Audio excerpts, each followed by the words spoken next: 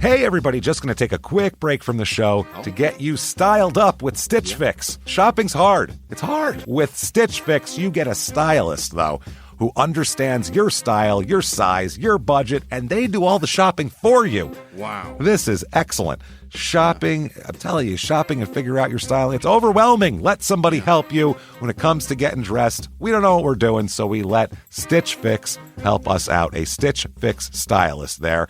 They know what works on us. We get the prices that make us look really good, and it feels good. You get some confidence boost walking around knowing that you're looking decent here. Oh, yeah. Yeah, we just give the stylist our sizes, style, budget preferences.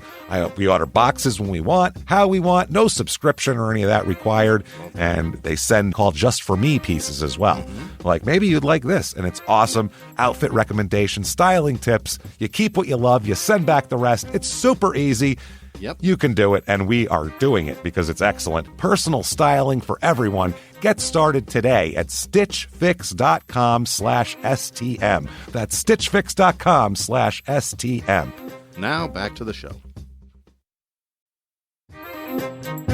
Hey, everybody, just going to take a quick break from the show to tell you a little bit more about Rocket Money. It's the start of a new year. It's the perfect time to get organized, set your goals, prioritize what matters most. And for me, top priority is getting myself together here. Financial wellness, doing that, which that feels important, you know? Just feels like adult stuff that you have to do. And thanks to Rocket Money, my goals feel achievable now. They show me all my subscriptions in one place, help me easily cancel ones I forgot that I've been paying for, which happened to me. Absolutely happened to me. I had, for years, I was paying for something. I was like, what is going on here? Rocket Money found it and saved me lots of money since then, because it's been a while. So they did a great job here. Rocket Money is a personal finance app that helps find and cancel your unwanted subscriptions, monitors your spending, and helps lower your bills so you can grow your savings. Rocket Money has over 5 million users and has saved a total of $500 million in canceled subscriptions, saving members up to $740 a year when using all the app's premium features. Cancel your unwanted subscriptions and reach your financial goals faster with Rocket Money. Go to rocketmoney.com/smalltownmurder today. That's rocketmoney.com/smalltownmurder. rocketmoney.com/smalltownmurder. Now back to the show. Hi, I'm Ashley Flowers, and if you're like me and grew up watching America's Most Wanted and reading Nancy Drew, then hi, you're a crime junkie. And I bet that passion for solving mysteries never went away, which is why we've assembled a team of reporters to dig deep into all the cases we still obsess over. Each Monday, my best friend Britt and I will bring you a case that you won't be able to stop thinking and talking about. So join us by listening to Crime Junkie wherever you listen to podcasts. This week, in Andover, Minnesota, a large bonfire and family squabbles lead police to find more bones than they really wanted to find.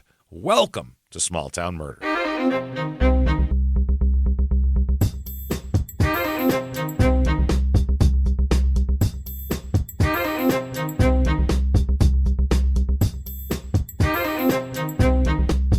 Hello, everybody, and welcome back to Small Town Murder. Yay! Oh, yay indeed, Jimmie. Yay indeed. My name is James Pietragallo. I'm here with my co-host. I'm Jimmie Whisman. Thank you, folks, so much for joining us today on another crazy edition of Small Town Murder. And it's wild again today, as usual. I'm going to stop saying it. You know what? If you're tuning in, it's crazy. You get that. Before we get to the wildness of this show, and man, there's a couple of lines in this show from people that, in this particular episode, that you just go, wow, someone said that out loud. That is incredible. So I can't wait to get to it. So very quickly, head over to shutupandgivememurder.com. Oh. Get your tickets to live shows. The whole year is open. Yeah. Live shows all over the country. Oh, can't wait. Can't wait. And they're selling out fast, too. Yeah, they are. Minneapolis, San Diego, Denver. Salt Lake has extra tickets now, so you can get in there. The Boston sold out. Chicago, get your tickets. Huge venue in Chicago. There is no Milwaukee show this year, too. Right. It didn't work out. We wanted to do one, but we can't. So go to Chicago, be there, and especially May the 5th is the next live date, is in Detroit. Get your tickets for that. And May the 6th in Pittsburgh. Those are about sold out, so get in there as well. And get your tickets to April the 20th, the 420 virtual live show. Yeah. Can't get to a live show, or you need more hour live show right in your home or wherever you want, honestly. You could be sitting in your car. We'll bring it right to you. Sit in your car like in a parking lot like a creep somewhere and watch it. We don't care. But it's available from April 20th for 7 days after that. You can buy it any time before or up to then and watch it and have fun with it there. It's going to be crazy, just like a live show. And it's also 420, so I'm going to get Jimmie stoned as can be and then tell him a crazy murder story. So it's going to be fun stuff. ShutUpAndGiveMeMurder.com. Also, definitely want to do Patreon. Patreon.com/crime and sports. All the bonus material you could possibly want. Anybody $5 a month or above, you get the whole back catalog, over 150 episodes, new episodes every other week, including this week where it's kind of a double murder thing here. So for Crime and Sports, which of course you get access to, we're going to talk about the murder of Bruiser Brody, the wrestler. So it's been a crazy story, been done very well by Dark Side of the Ring, but we're going to put a little funny spin on it, and then or try to. And then for Small Town Murder, we're going to talk about haunted hotels, a very fun subject, and find out where those are and what goblins are being annoying up and down the halls there. So that is patreon.com/crime and sports. And you, of course, get a shout out at the end of the show where Jimmie will mangle your name while he wants to get it correct more than anything. And also definitely keep an eye out. It's coming out soon. We'll give you an exact release date very soon. Our new podcast, Your Stupid Opinions, where we talk about people's dumb reviews because the internet is all reviews. So reviews of everything. So much fun. Everything you could think of from what we're talking about. We've said it before. From an Arby's in Ocala, Florida to a child swimming class in Portland, Oregon. That's right. So there you go. Get on in there. Quickly, disclaimer, this is a comedy show. It's a comedy show. We're comedians. There will be jokes and there will be death. But we try not to make them too close on top of each other. That's how that works there. So we go out of our way not to make fun of the victims or the victims' families. Why, James? Because we're assholes, but we're not scumbags. That's how that works. So, there's nothing funny about an actual murder, but the stuff around it is crazy. Oh, boy. And it's a lot of fun. So we'll talk about that plenty. If that sounds good to you, as it does to me, I think it's time everybody sits back. We're going to clear the lungs a little bit. You know what I mean? Yeah. Let's. You know what? Where are you right now? Let's find out. Where are you? You know what you're doing? You're picking out. You're picking out perfect chicken breasts for the night's dinner. You're at like an actual butcher case and everything. Yeah. When the guy picks it up and goes, "This one," you go, no. "Yeah, that one's okay. That one," and then you point right in his face and you say, "Shut up and give me murder." Let's do this, Jimmie. Okay. Let's go on a trip, shall we? Uh-huh. What do you say? Let's go to Minnesota. Okay. I like it up there. It's nice up there. I'm always in. Nice stuff here. We're going to Andover, Minnesota. Which is the name of somewhere else, right? There's a lot of Andovers, and Maryland is the one you're thinking of. That's what it is. The main one, there. This is in central, kind of eastern Minnesota, in the central, north-south wise. Okay. It's near Minneapolis. It's a half hour outside Minneapolis, so you can certainly live here and work in Minneapolis, no problem. It's about 2 hours over to Eyota, Minnesota, which was our last Minnesota episode, the Warlock Test, which that was Eyota, E-Y-O, Eyota, Toyota, whatever the hell it is. This is in Anoka County. It is area code 763. A little bit of a history here. Andover is close to Ham Lake, which we've talked about as well. Remember Ham Lake, Minnesota? That was we had a crazy fishing for hams all the time. It's it's the premier ham cut. It's the premier place to catch a nice spiral cut in the a nice breakfast ham steak. At least in the north central region of this country. I don't know about other places. I'm sure overseas there's some nice ham lakes, but here this is a top notch. They used to be the same place, and then in 1871, Ham Lake split from Andover. And became its own. Salty deliciousness. No, you can listen. They're taking all our hams. You must be a resident now to get our hams. So Andover was known as Grow Township at the time. Oh, Grow Township, which would sound like like nowadays, like maybe a city in Oregon that does nothing but grow weed. You know what I mean? This is Grow Township over here. You can cultivate in every square inch of it. So it was once a stop on the Great Northern Railroad. Andover itself wasn't established as a city and officially till 1976, which is really funny. Yeah. It just took a long time to file the paperwork.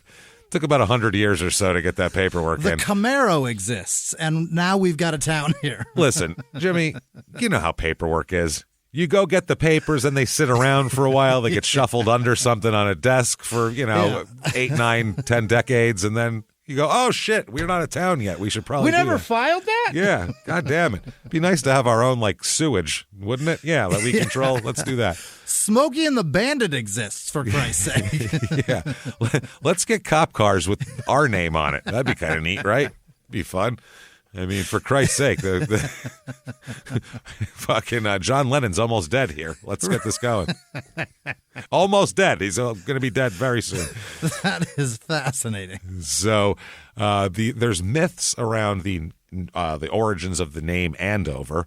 The big myth was that the name describes a train tipping off the railroad tracks near here. That's what saying Andover means? that an eyewitness described the train that, quote, went over and over and over. Okay? But that's not true because the Anoka County Union newspaper article first mentions the name of a railroad in 1899, which was before, or first mentions Andover as the name of the town before any railroad went through the town. Oh, okay. So, yeah, nobody in this town saw a train go over because there is no fucking trains here. Lion bastards. They were just from Andover, Maryland, and thought it would be cute. They don't want to say it. Let's see here. So, 5 stars. Let's do reviews here. Here's some reviews of the town. Here's a 5-star review. They love this place, man. Yeah. I mean, been everywhere and keep coming back to Andover. Okay, yeah. Quote, the best place I've ever lived. And I traveled pretty much everywhere. Got several things to do. Amazing parks. By the way, there's no punctuation in this at all. Right. So I had to read it a few times to understand where the sentences end and begin. Right. So things to do. Amazing parks. Amazing water parks. Horseback riding. They got helicopter riding tanks that you can go see at the parks, memorial parks, the neighborhood. Amazing schools. I'm going to need him to tell me what the fuck that means. The hell? Sit down, sir. This sounds like a hysterical person ran out of a building that was on fire, and they're like, and the thing, and the school, and the park, the amazing schools, the memorial park, parks, water parks, there's a thing, and a guy, and his arm fell off. Like, he's very what panicky. A helicopter riding tank is. I don't know what that is. They're very excited about it. And the lack of punctuation, too, leads me to believe it's a disturbed mind. It just, all of that plus no punctuation. Tell me where you've been so that I can have some reference points. Traveled pretty much everywhere. I've been to St. Paul. I've been, I've been to La Crosse, Wisconsin. Also, I've been to the UP in Michigan. So I've been pretty much everywhere. Pretty much. I'm just, I went to North Dakota once. That was cool. Yeah. Pretty much everywhere. Here's 4 stars. Yeah. Very simple. 1, 2, 3, 4, 5-word review. Okay. Quote, I like where I live. Okay. All right. Is it here? That's it. We don't know if it's there. We don't know what they like about it. But you know what? We're going to put that aside. Perhaps they're rating it and then saying, I like where I live. Not, you know what I mean? Like, not this. I don't live here. I like where I live. Is that? Yeah. You know what I mean? Yeah, that's what I see. Yeah, that's what I like. I like where I live. I don't want to live here. But if you gave it 1 star, I'd agree with you. But 4 stars is like, I guess they live here, maybe their place is 10 stars, and this place is a mere 4, which in comparison isn't the same. Here's another one. Here's 3 stars.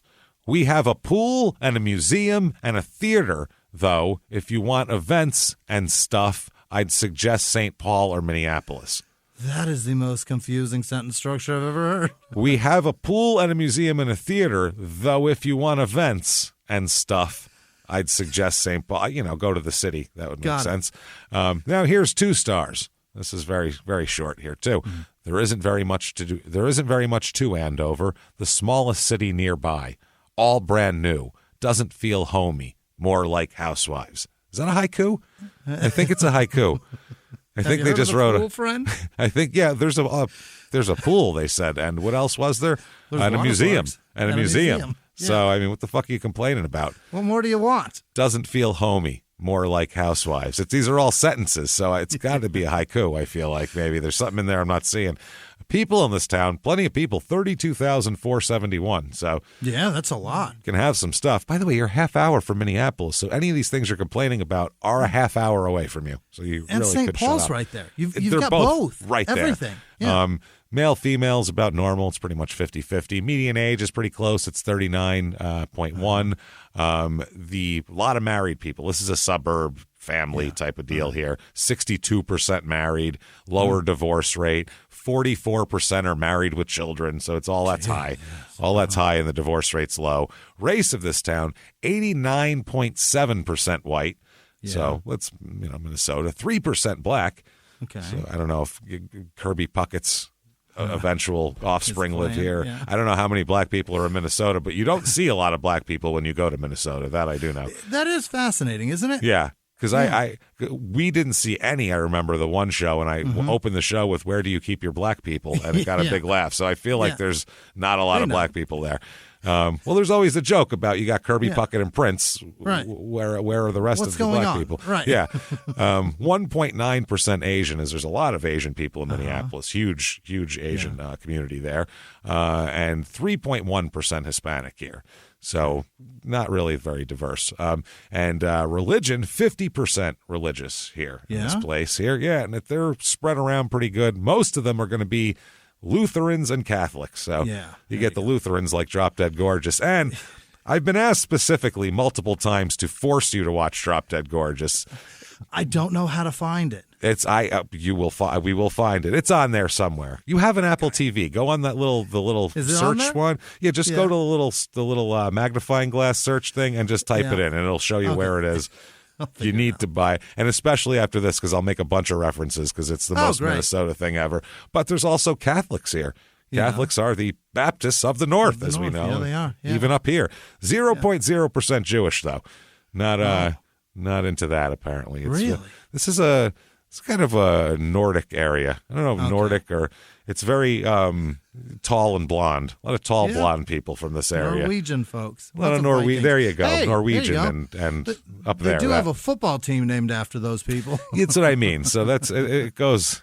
It's pretty right. Now in this county, last election, 47.8% voted Democratic, 49.7% Republican, 2.5% Independent. Median household income around here is very high, $93,314. Yeah. So 40,000 over the average. I see anybody that I know that actually lives in Minnesota, they are doing so well. Yeah, they do. People Holy do well shit. up there. Yeah, they do well up there. Everybody seems to do okay up there. But they spend $35,000 a year in heating. And as the heating costs, just in your heating, it's wild. Just in your fucking That heating. you get a stipend in your paycheck just for heating. They really should do some sort of offset with that shit because it is expensive up Holy there to heat. fuck. And it's just, and the heat, it kicks on in late August and it's on until at least mid-July. So you have it for most of the time. So cost of living here, 100 being average. Here it's 112, so a little bit high. Housing is the real high one. Median home cost $402,900. Shit. So if you want to live out here, it's going to cost you. And if you do want to live out here, not only will it cost you, we can help you with that. Yeah. We have for you the Andover, Minnesota Real Estate Report.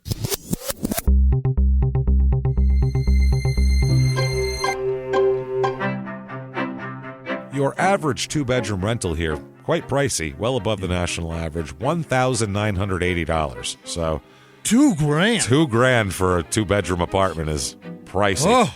I don't know if maybe my God. those are condos or what, but that is Those expensive. better, they They better have be like a real sauna. nice. Yeah, they better be real nice. Better be one of those ones with like a movie theater downstairs and all that kind of shit. $2,000 Here- a month. Here's a 3-bedroom, 2-bath. It is 753 square feet. It is a little tiny house. How do you get two I don't bedrooms know. in that? I had 3 bedrooms, 2 bathrooms. Yeah. There's no wait. living room. That's how it works. There's no kitchen or living room. It's just all bedrooms. and bedrooms. Yeah, that's all. You can get a hot plate and put that in the bathroom if you want. Jesus Lord. Use the tub as a water supply. There are no pictures of the inside, so I have no idea how They you couldn't get the squeeze that camera in there. I feel like they're lying is what it is. I feel like there isn't 3 bedrooms and 2 baths, and they're like, how do we fuck? Once we get them in here, they're really going to like it, but if they're looking for that. Not real nice. $329,900 for this. Oh, my. And it's only on like a little property. It's not even a half acre. It's not like it's... dare they? It's wild. This here is a better value. 3-bedroom, 2-bath, 2,504 square feet. Okay, that's good. It's a boring, nice house in the suburbs. It's all the 2 stories, yeah? This one, no, this is a 1-story. This is a 1-story. None of the houses here have any personality whatsoever. Yeah. These are like, they were all built in the same day, it looks like, every one of these houses. But, I mean, it's okay, it's fine. $409,900. So that's your average house, like the average cost and everything. Here's a 3-bedroom, 2-bath, 2,504 square foot house. Okay. Or I'm sorry, the next one is 6-bedroom, 4-bath. So there we go. Bigger. Sounds like the second one. That's the second one. 4,008 square feet. And it's just a bigger version of the other house. That's all it is. It's just a kind of a more boring. Same shit, more room. Same shit with an extra. You got more kids? For Christ's sake. All right, make a 6-bedroom. That's all it is. $659,900 here for this bad boy. God damn it. The middle house, by the way, was on 2.6 acres, so it had a little bit of land. The other 2 were on small lots. So, things to do. Okay, the Andover Family Fun Fest. Yeah, can't beat that. Join us for the 18th annual Andover Family Fun Fest with crafts and gift shows. Gift show? What the fuck is a gift show? You mean gift shops? No, gift show. It's written gift show. What is that? I don't know. Here's shit to buy people. There it is, everybody. It's all wrapped up with a bow on it. Buy it. What's in there? It's wrapped nice, isn't it? Wow. You won't know till you buy it. Features parades, food vendors, a street dance, which is always creepy to me. Community booths. I don't know what that does. You get jerked off in there? Like, what happens? What goes on in the community booth? Helicopter rides. That seems like a lot. Real helicopters? I would imagine. No, just imaginary helicopters. We sit down and go, when I was a kid, some guy goes,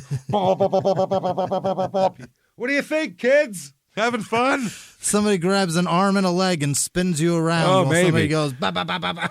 Just a big Viking guy that grabs your kids by one leg and swings them around a bunch of times and puts them down while he goes, pop, pop, pop, pop, pop, pop. That's perfect. Kids' activities, fireworks, see this and more, then it says. Here's what they have here. This is the this and more. Okay. Yeah. Aprons, baskets, jewelry, quilts, stained glass, candles, hats, children's clothes and accessory, dolls and doll clothes, embroidery, wall hangings, handbags, wood crafts, metal art, pet items, crochet and knit wearables, garden planters, paintings, birdhouses, cake pops, honey, and more. Everything we can feasibly and possibly make. Plus, hair tinsel and color rub, spray tanning, children's books, photography, home party products, cosmetics, skincare, scrapbooking, jewelry, purses, kitchen tools, self-defense, health and wellness, and more! Holy. Like any of that stuff? Then come here. But yeah. I don't want none of those things interest me at all. That's the funny part. Or you can go to the Bunker Park Stables. Go there. There are so many great activities to enjoy at Bunker Park Stable. We specialize in agritourism. So I guess that's you come in and shit. Yeah, you come in and look around at shit. You can get a trail ride, a pony lead, hay rides / sleigh rides, I guess depending on time of year. Day camps, scouting badges. Oh, we can bring a hay ride or pony right to your place. Right to your house. You can order. I'd like a shitload of hay. Bring it over. Let's go. And they will load it up in a truck and come to your house. Wow. This is pretty awesome. Bring you an allergy attack. Come on down. Come on over. It's going to be awesome. Maybe a horse will bite you in the face. I'll bring you watery eyes, scratchy throat, and a bit face. Well, and a Benadryl. Don't worry. We'll help. You can do pony leads. The perfect activities for the younger horse lover. It's led by a parent guardian on a shaded continuous loop. Due to insurance requirements, we can no longer allow bike helmets to be worn by riders on the ponies, but riding helmets are included in the price. What I guess bike bike helmets didn't cover your liability. It's a little higher than a bike. Is that what they're saying? That's not going to cut One it. split. Need a horse helmet, special horse helmet. I want to know what happened. I know. Some kid definitely split his head open. There's some kid up there that absolutely doesn't know where he is 90% of the time, and it's because he wore a bike helmet on a pony. Absolutely. Yeah. It's because he wore his fucking Lightning McQueen helmet. Yep. Didn't work out. You can have sleigh rides. They have a variety of sleigh options for you to pick from based on the number of people in your group. So bigger sleighs or smaller sleighs. They could have said that much simpler. Come out to enjoy the ride through the regional park, the weather, and time with your family and friends as our draft horses pull you through the trails. Oh, boy. That's great. There's also a meet and greet to meet horses. Oh. They said it's a good horse introduction for someone who may be afraid or someone who is physically unable to ride. Okay. And then there's a women's equestrian getaway where you just it's all women, all horses, all day. Yeah, I was going to say that. I don't. That it sounds shady when you think about it. It's like, what's going on there? Are they going to have like a, never mind. I won't get into that. So the admission cost for this, a trail ride, $45 per person, pony leads, $24 a child, sleigh and hay rides, $100 they start at. This is pricey. What? This is not an old-timey fucking take your family out to the country day. You better pack some American Express with this shit. Those are Disney prices, for Christ's sake. That's what I mean. These are hardcore. 3-day park hopper for that shit. I want expensive machinery to maintain for that kind of money. You know what I mean? Right. I need it to look brand new every day. Hire some fucking teenagers to run around in a costume when it's 1,000 degrees. Do that. Instead, I pay the same price and get on a fucking old, decrepit horse. I get to smell shit the entire time. I get to see a horse make shit. Yay. With its balls swinging in my kid's face. And then while it stops and drops its dick and pisses everywhere. It's going to be fun. Crime rate in this town. Yeah. What we're interested in here. Property crime is just about the national average. So really? Yeah, not any safer, not any worse. Now, violent crime, murder, rape, robbery, and, of course, assault. The Mount Rushmore of crime is about half the national average. Oh. So it's a little bit low here. I believe that's probably why people move here. Yeah. That said, let's talk about a murder because let's do that. Some wild shit to talk about here. This is this is funny shit, man. Nah, it's terrible and it's wild, and somebody says the funniest thing ever. So it's great. Let's talk about a few people first of all. Let's talk about a couple. We'll start with this guy, Robert Hawes. We'll start with Hawes. Hawes. Oh, like the Easter paint thing, right? Weren't they Hawes? Paz. P-A-A-S. Oh, you're right. Wait. Paz. Yeah, you might be right. Yeah, I'm that's Paz. I'm like, Hawes? Does Hawes make a, I don't know. I think it's Easter Paz. paint set? Yeah, you might be right. The shit ones. P-A-A-S, right? P-A-A-S, yeah, where they have the little right, fucking metal thing that you put it on and then it falls stupid off and cup it doesn't that never work works. at all. It doesn't work at all. Hook. The stupid little wire thing. It's Yeah. like, listen, I could make something better out of a hanger, first of all. This thing's a piece of shit. The eggs the weight of the egg will bend the thing, bends number it, one. yeah, It every falls time. off into the fucking glass all the time or cup or whatever the hell you're using. It's a piece of shit. And then you can't get it back out. No, and they don't give you a lot of options. And that dye sucks. It really does suck, yeah. too. Yeah. You get a blue one, and you're like, this is a weak blue, man. This it is looks going to take forever. When you dip it looks great. Yeah. And then once it dries, you're like, well, that's a piece of shit. Well, That's no good. That's pastel as fuck. Great. That's perfect. It's very light.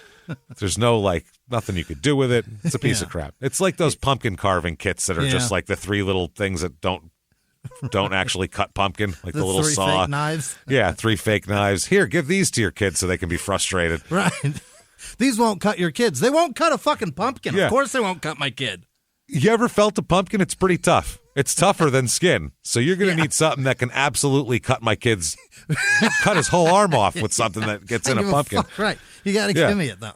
Pumpkin's tougher than my kid's skin by far.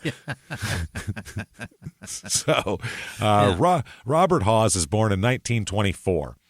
And by 1960, he's married. He marries a woman named Demetria. She goes by D. Her name's Demetria Retke, and she'll become Demetria Hawes. They have several children, as we'll talk about mainly the children here. Edwin Charles Hawes is the oldest. That's Ed. Ed's the oldest. Ed is born February 11th, 1962. Mm-hmm. After him in 1965 follows a sister named Elizabeth. Okay. And she is kind of the steadiest of the group always, her mom says. She's the least crazy.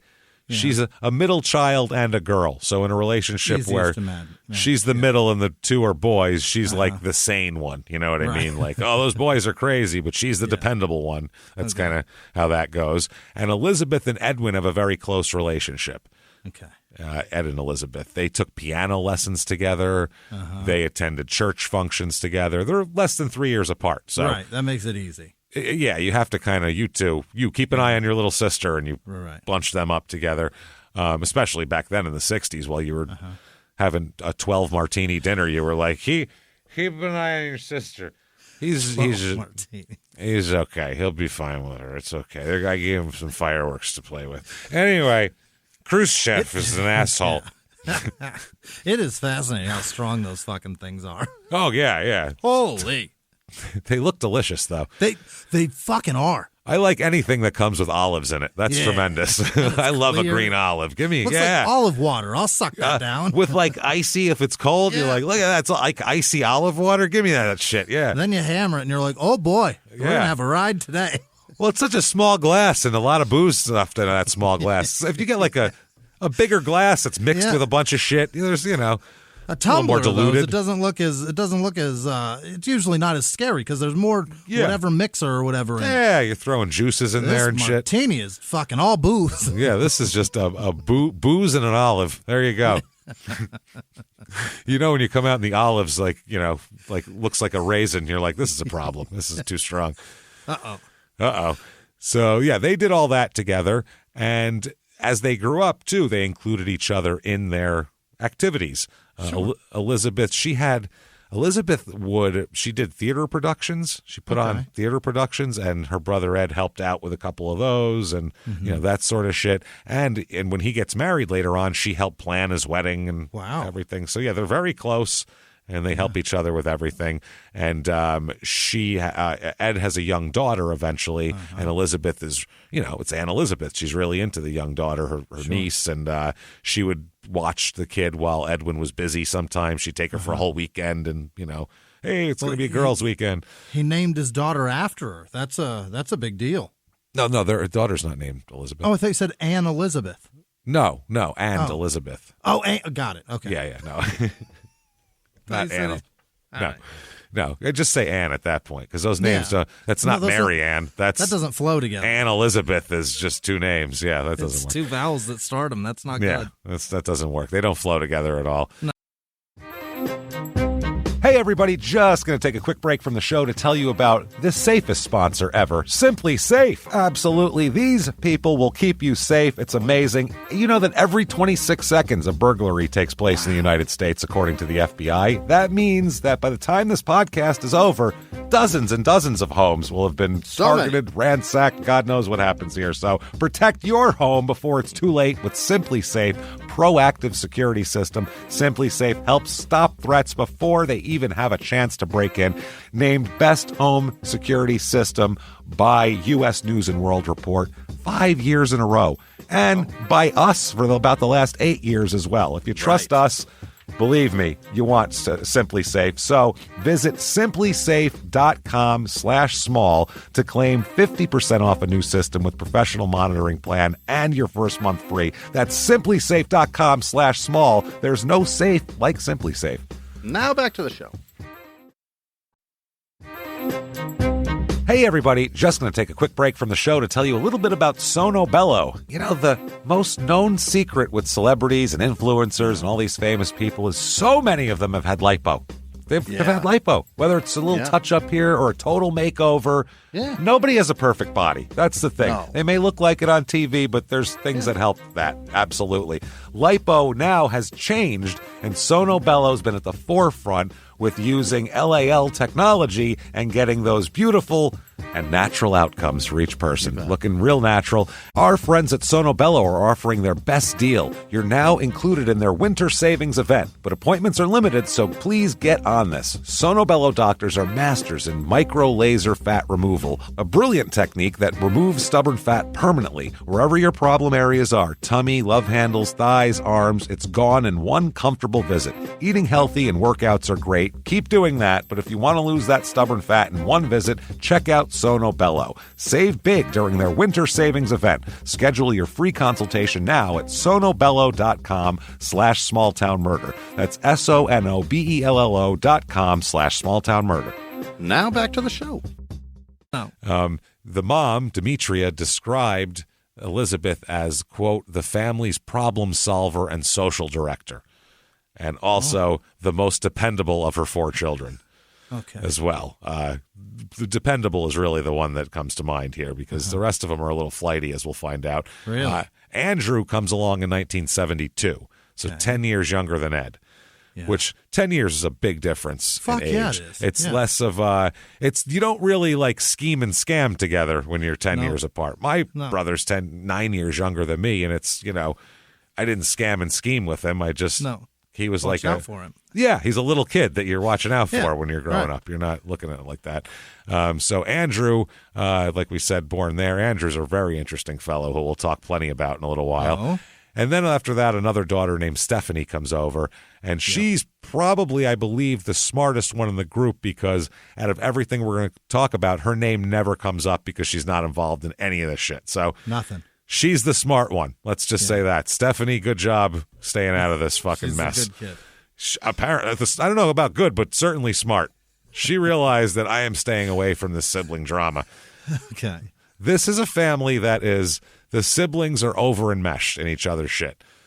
You know what I mean? Yeah, they're over enmeshed, as we'll talk about. They really are. It starts out healthy, and then it gets to a point where you guys all need to just go do your own things. Can't anybody, move to Vegas or something? People, what the fuck are you all doing around here? Up each other's asses constantly. Somebody move to Tampa or somewhere. I don't know where people move. Go somewhere. So apparently it was Andrew worshipped Ed. I mean, he's 10 years older than him. He worshipped him. He loved him. He said that he grew up admiring him, he wrote a whole school essay about him, calling him his hero. About his big brother. Yeah, because it was write about your hero, and his hero was my big brother Ed. Right. Because he's nice to him and all that kind of shit. So, at 10 years, he's 10 years older. That's a lot. And he seemed to be, as far as Andy was concerned, Ed could do no wrong. I mean, he seemed smart. He seemed to have his shit together. And, all that kind of thing. He says, this is Andy, quote, he taught me how to throw a football, took me fishing. We had in-depth conversations about every day about everything. Oh. He was his mentor, he was really involved. Bringing him along. Yeah, so he worshipped him. Now, it's said by spouses of these kids later on that the mom, Dee, she plays her kids against each other as kind of a game. Seems to be entertaining for her. And she'll do that throughout this story, too, a little bit here and there. But, yeah, they grew up in Golden Valley, which is a suburb of Minneapolis, and she would always kind of try to pit the 3 oldest against each other. Huh. Andrew, Ed, and Elizabeth. And Elizabeth always ended up siding with Andrew because he's the younger brother. I don't know. She's trying to protect him. Baby, but he's the, Yeah. It seems like I said, Stephanie has no involvement in the social realm of this family. How far age-wise is Stephanie? She's I don't much know. Younger, probably, huh? I guess. I don't know how much younger she could really be because the parents are getting up there in age. By 1972, Dad's 48 years old when Andrew's born. So, how much younger? How far? How much further can you go and still have be willing to have a baby in the house? Yeah. She just might be the smart one that goes, drama, fuck that. I'm not dealing with any of this shit. Yeah. Now, late 1980s, Andrew, this is pretty amazing, actually. He launches a yard care business as a teenager, which tons of kids have, lawn mowing, quote unquote, businesses, which means they go up and down the street with their lawnmower. You want your lawn mowed for $30? So when he was 11, Andy, the lady across the street hired him to mow her lawn. That's how it started. He did a good job and did a nice job of edging and shit like that. So then the neighbor next to her hired him too. Okay. Said, you should do my lawn too. And pretty soon everybody was hiring him. So they he turned into that. By the time he was 12, he would have a trailer with his mower, and he would have a 10-speed bike, and he'd fucking he would pull his mower on a trailer to be able to do this. Yeah, and he started getting more and more accounts. And after a little while, he had to start hiring people because he started getting so many lawns that he couldn't do them all himself. So he had flyers. He was like 13 years old. He had flyers. He had business cards. He had like employees. He had grown men that I'm sure were probably alcoholics or crackheads working for him, but he had grown men working for him, other kids. Firing grown men, for Christ's sake. Listen, I'm sorry. The guy's like, I got 4 kids. He's like, look, I'm sorry. I don't know what to tell you. I know. I go to school. 2 of them are in my class. I get it. I know. I know those kids. I know those kids, and I'll know why they don't have any lunch tomorrow. I know those kids. They're better at working than you. Yeah, maybe we could bring them in here. What do you say? So he does this. He has a dedicated business line in his mother's basement. He's got a phone line for his office down there. So it's pretty cool. Ed taught him everything, he said. Ed taught him how to manage the business, what to do, how to take care of the money. Mm-hmm. He said through the whole process, he would ask Ed what to do, and Ed would help him with everything. So great. That's how it went. Now, Ed, I guess, had his own cleaning company for years, so he knew how to do kind of entrepreneurial family, huh? Yeah, it seems like it. So Andy, though, had a hard time in school because he's got this big business outside of school, and he's going to school at the same time, and he's like, I don't really care about this class. I'm running a business already. Right. I'm fucking tired, by the way. Yeah, you're going to teach me about the economy? I'm literally running a business that's successful right now. I can teach you. I did 7 hours here and 8 at my job. This is stupid. Outside mowing lawns. Yeah. So, yeah, that's pretty crazy. So he would actually, at first he started to forge notes saying like he had a doctor's appointment and he would have like a big account he needed to do that day. So he'd have to start early. And so he'd do all that. How many times are you having your teeth cleaned, son?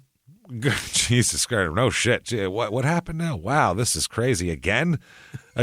Wow, that is 12 dentist appointments this month. I mean, my goodness. A colonoscopy? What? Jesus, this is crazy.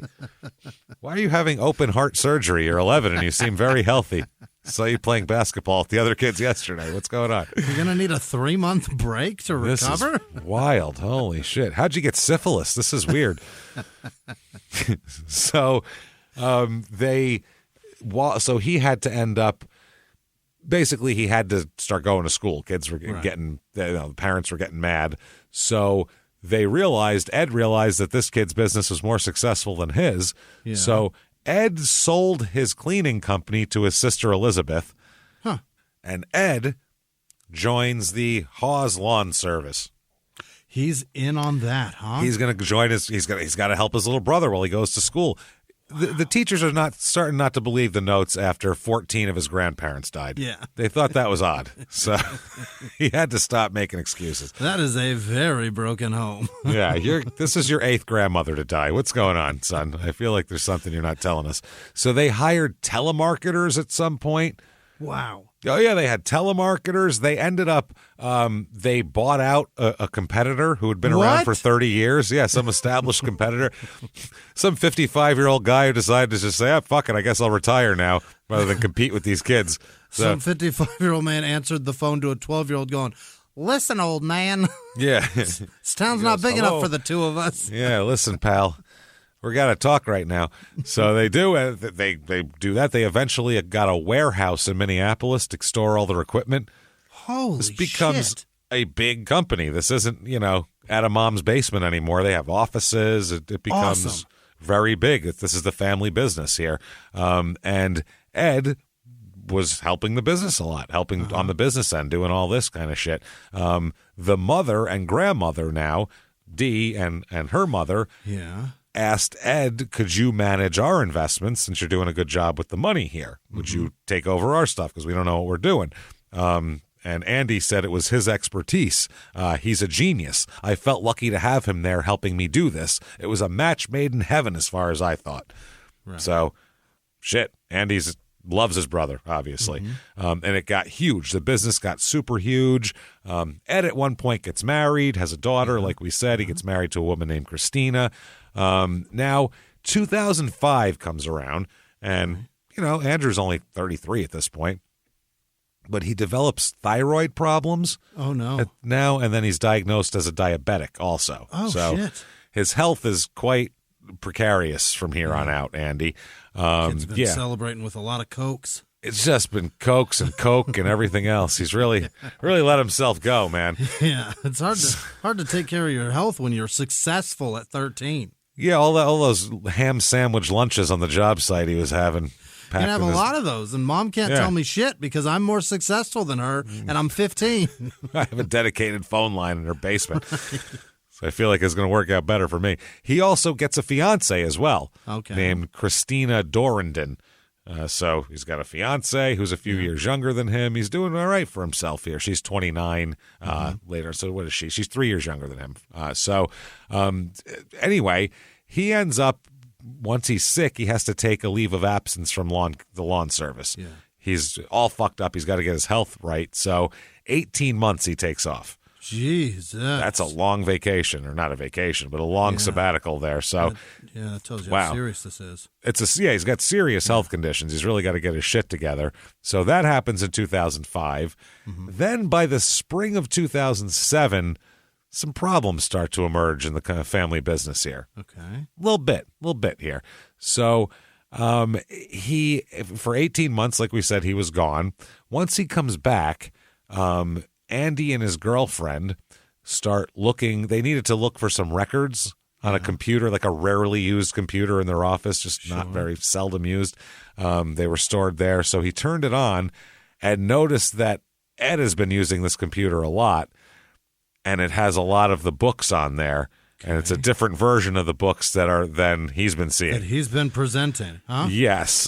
They noticed that Ed has been running all of his personal expenses through the business. Oh, shit. Everything is just mortgage, rents, and bills and car payments and all that. The business has been paying for those. Then they found a checking account at the bank that the company didn't do business with. So he opened up a different line somewhere that they didn't even know about that he was putting money in. Funneling. Oh, boy. Then they also found a maxed out line of credit that they didn't know about on the business as well. Damn it, Eddie. So, Ed's been doing some shit here. So at the time they found all this, Ed was out on an appointment. So Andy started going around the office asking questions, going, "Hey, do you know anything about this? What have you got a card and had to use it for equipment? What's going on here?" Someone in the office tipped Ed off about it and called Ed up and was like, "Hey, your brother is here poking around. A lot of questions. Yeah, he's got your computer on. There's all sorts of shit going on." So Ed never came back. He just never came back to work. Not that day, ever. Oh, he don't work there anymore. He left on an appointment and just ghosted the whole company that he's worked for 25 years. Just ghosted that. His brother's company. Doesn't matter. Gone. Who cares? That is crazy. He never came back. He just never came, never called. Just done. Like didn't talk to his brother ever again?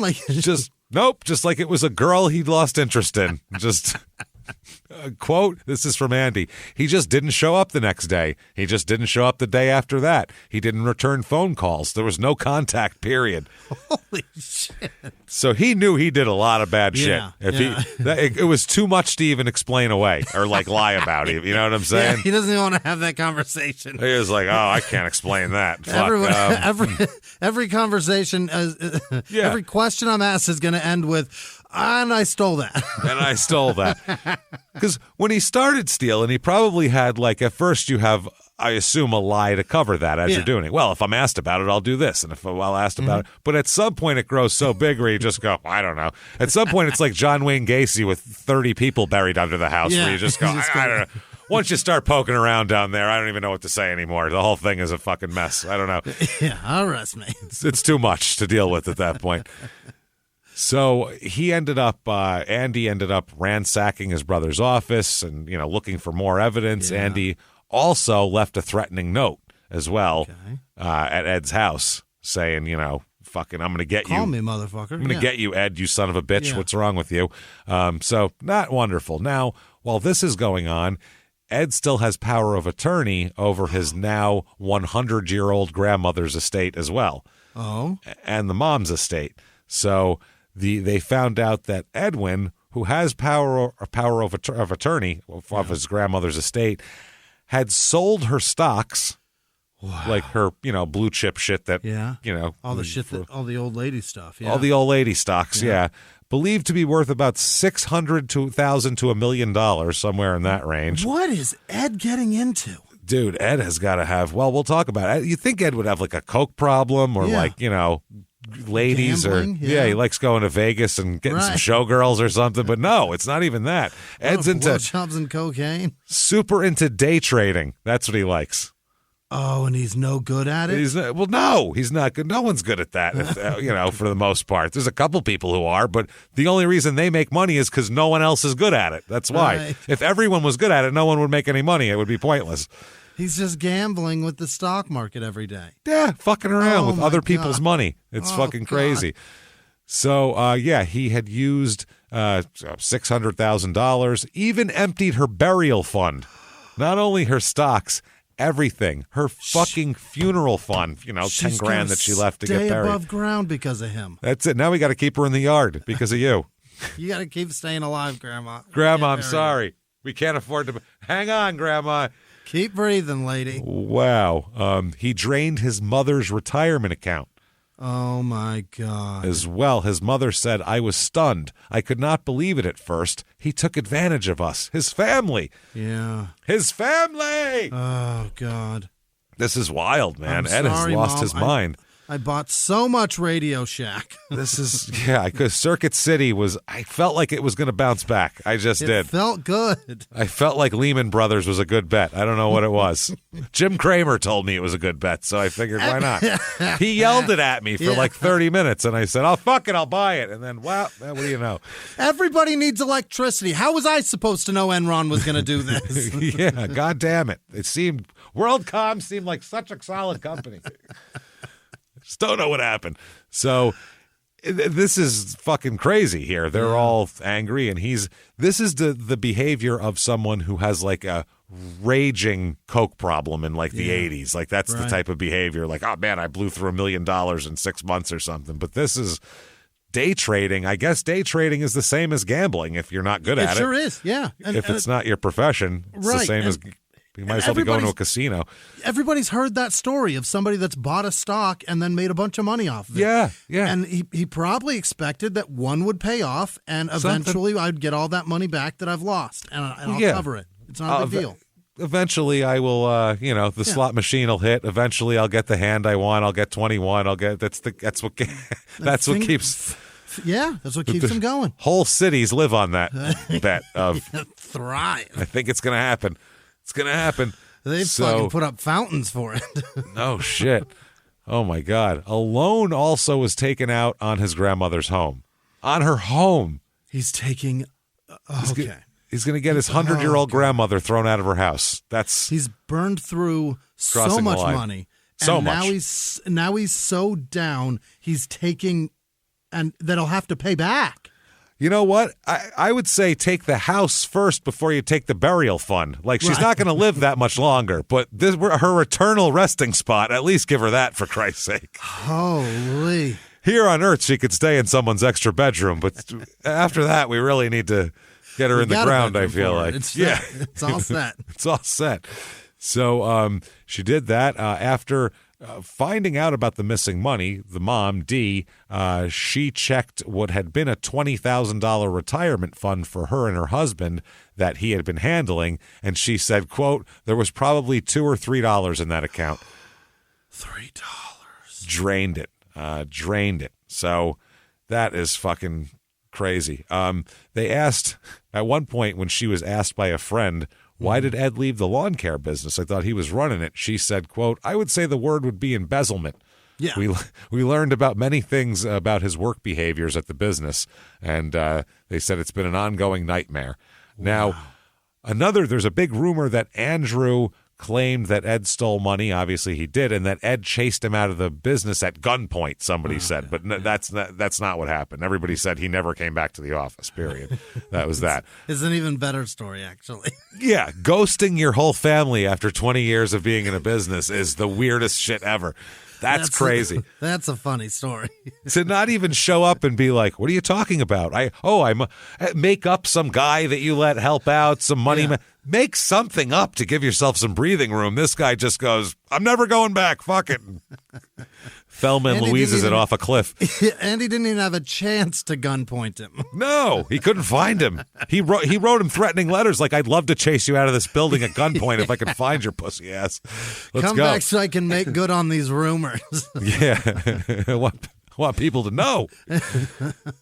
So he said that about Ed, quote, "He went into hiding. I got the bill on our credit cards. He was bouncing from motel to motel.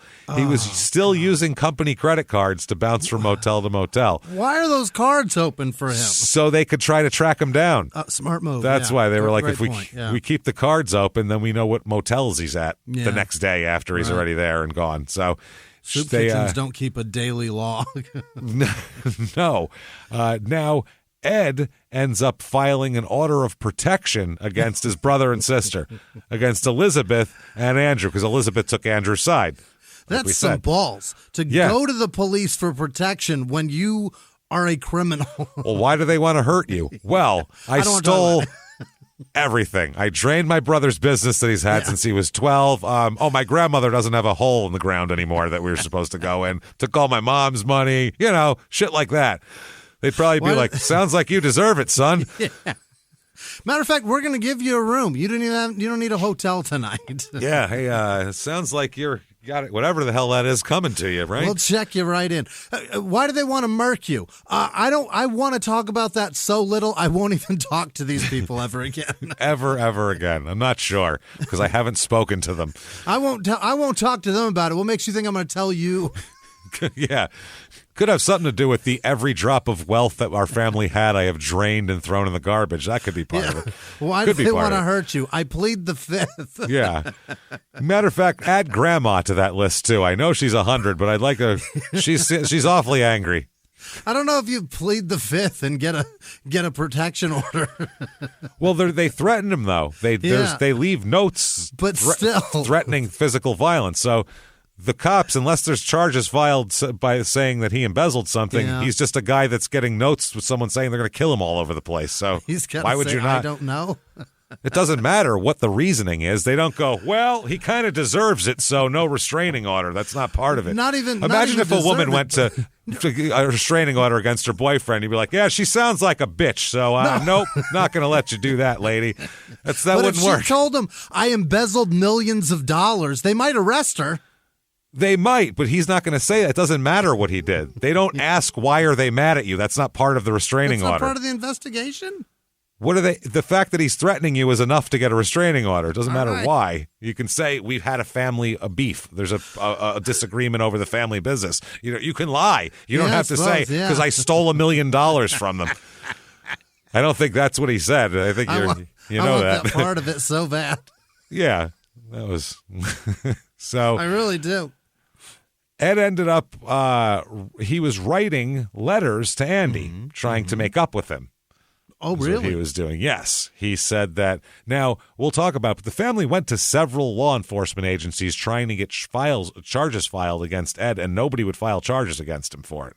There's reasons for it. We'll get into it. But Ed wrote a letter to him saying, "This is all easily solvable. You're my brother. I love you," is what he said to Andrew. This is after Andrew's been writing him threatening letters to him.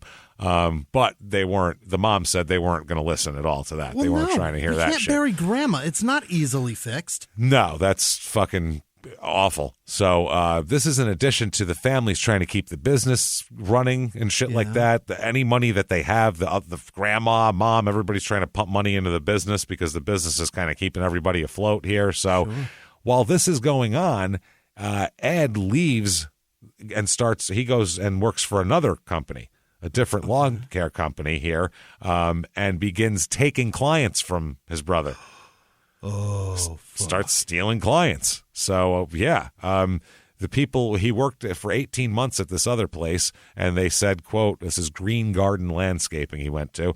They said he never missed a day of work in 18 months that he worked there, and said he didn't drink, he didn't smoke. He's a wonderful man, great employee. He's got no vices. Nope, just gambling. That's his vice. Yeah, legal That's gambling. Legal, yep. Yeah. Pissing money away is his vice. Investing in shit companies. Yep. Being shitty at investing. At least if you do coke, you'd have some stories. Yeah. This is boring. You sat in your fucking computer pissing money away. Yeah, coke and, get out there. You know what I'm saying? Riveted. Go do some shit with your money. So that's what I mean. If you're going to piss your money away, do something fun is what I'm getting at. So they said that Dee, the mom, saw Ed periodically after this because he would still go talk to his mom, just not the other siblings.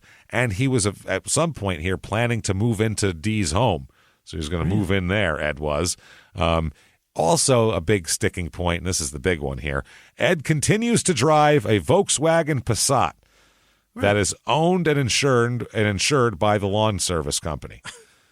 Okay. I guess. Continues to do that. Yeah. Andy wants this Passat back so bad. He is fixated on this Passat.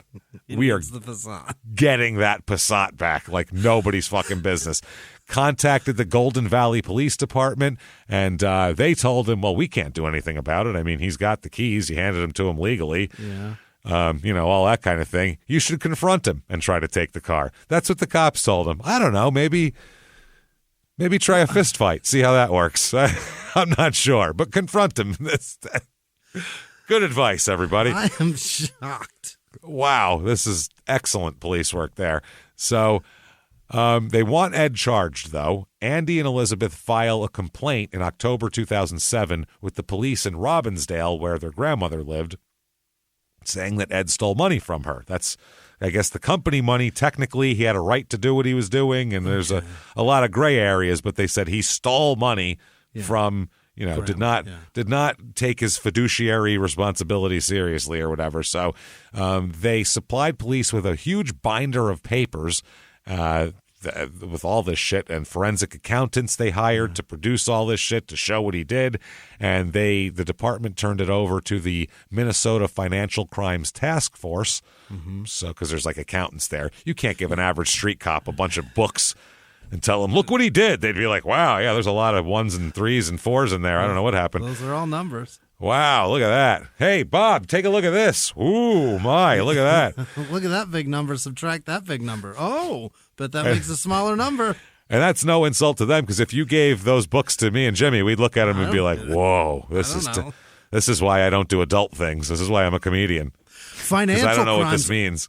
Rivet me because I don't understand a fucking word of it. No, and I don't get how it happens or what. I obviously you know why it happens, but I don't understand it. Read the Big Short. Your head will explode. It's fucking amazing. Read it. Fuck. I've tried to watch documentaries about that shit and I can't understand it. I read the book and I was like, I got to read that another 7-8 times.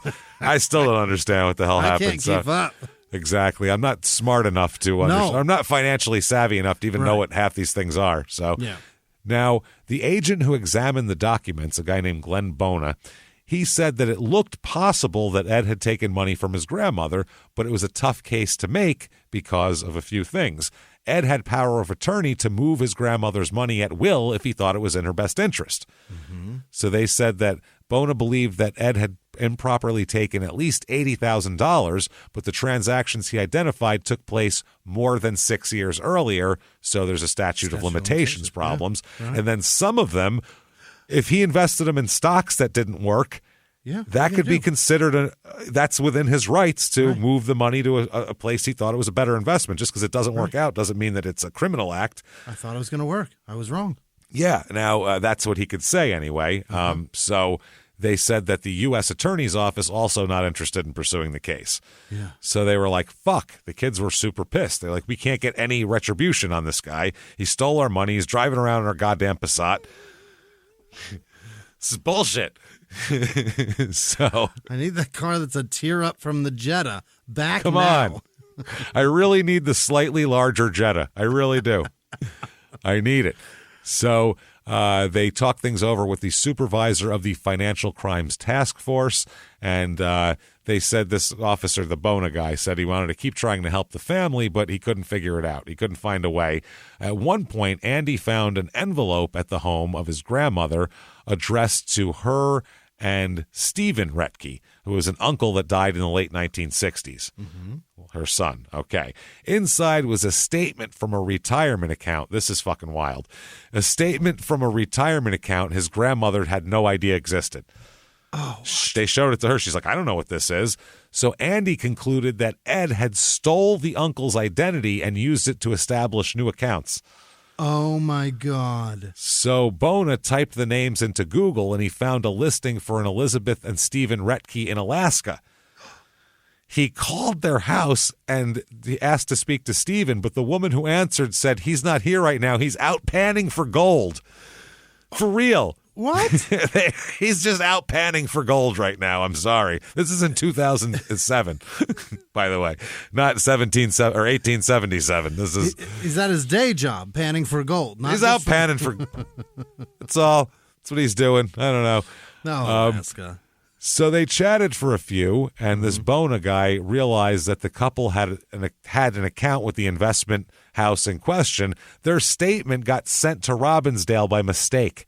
So this wasn't Stephen. Completely innocent. Yeah, this wasn't Ed opening up a thing in their name, stealing their identity. This company just mixed up their Retkes and sent theirs to this other Retke. Wow. That's what happened. So...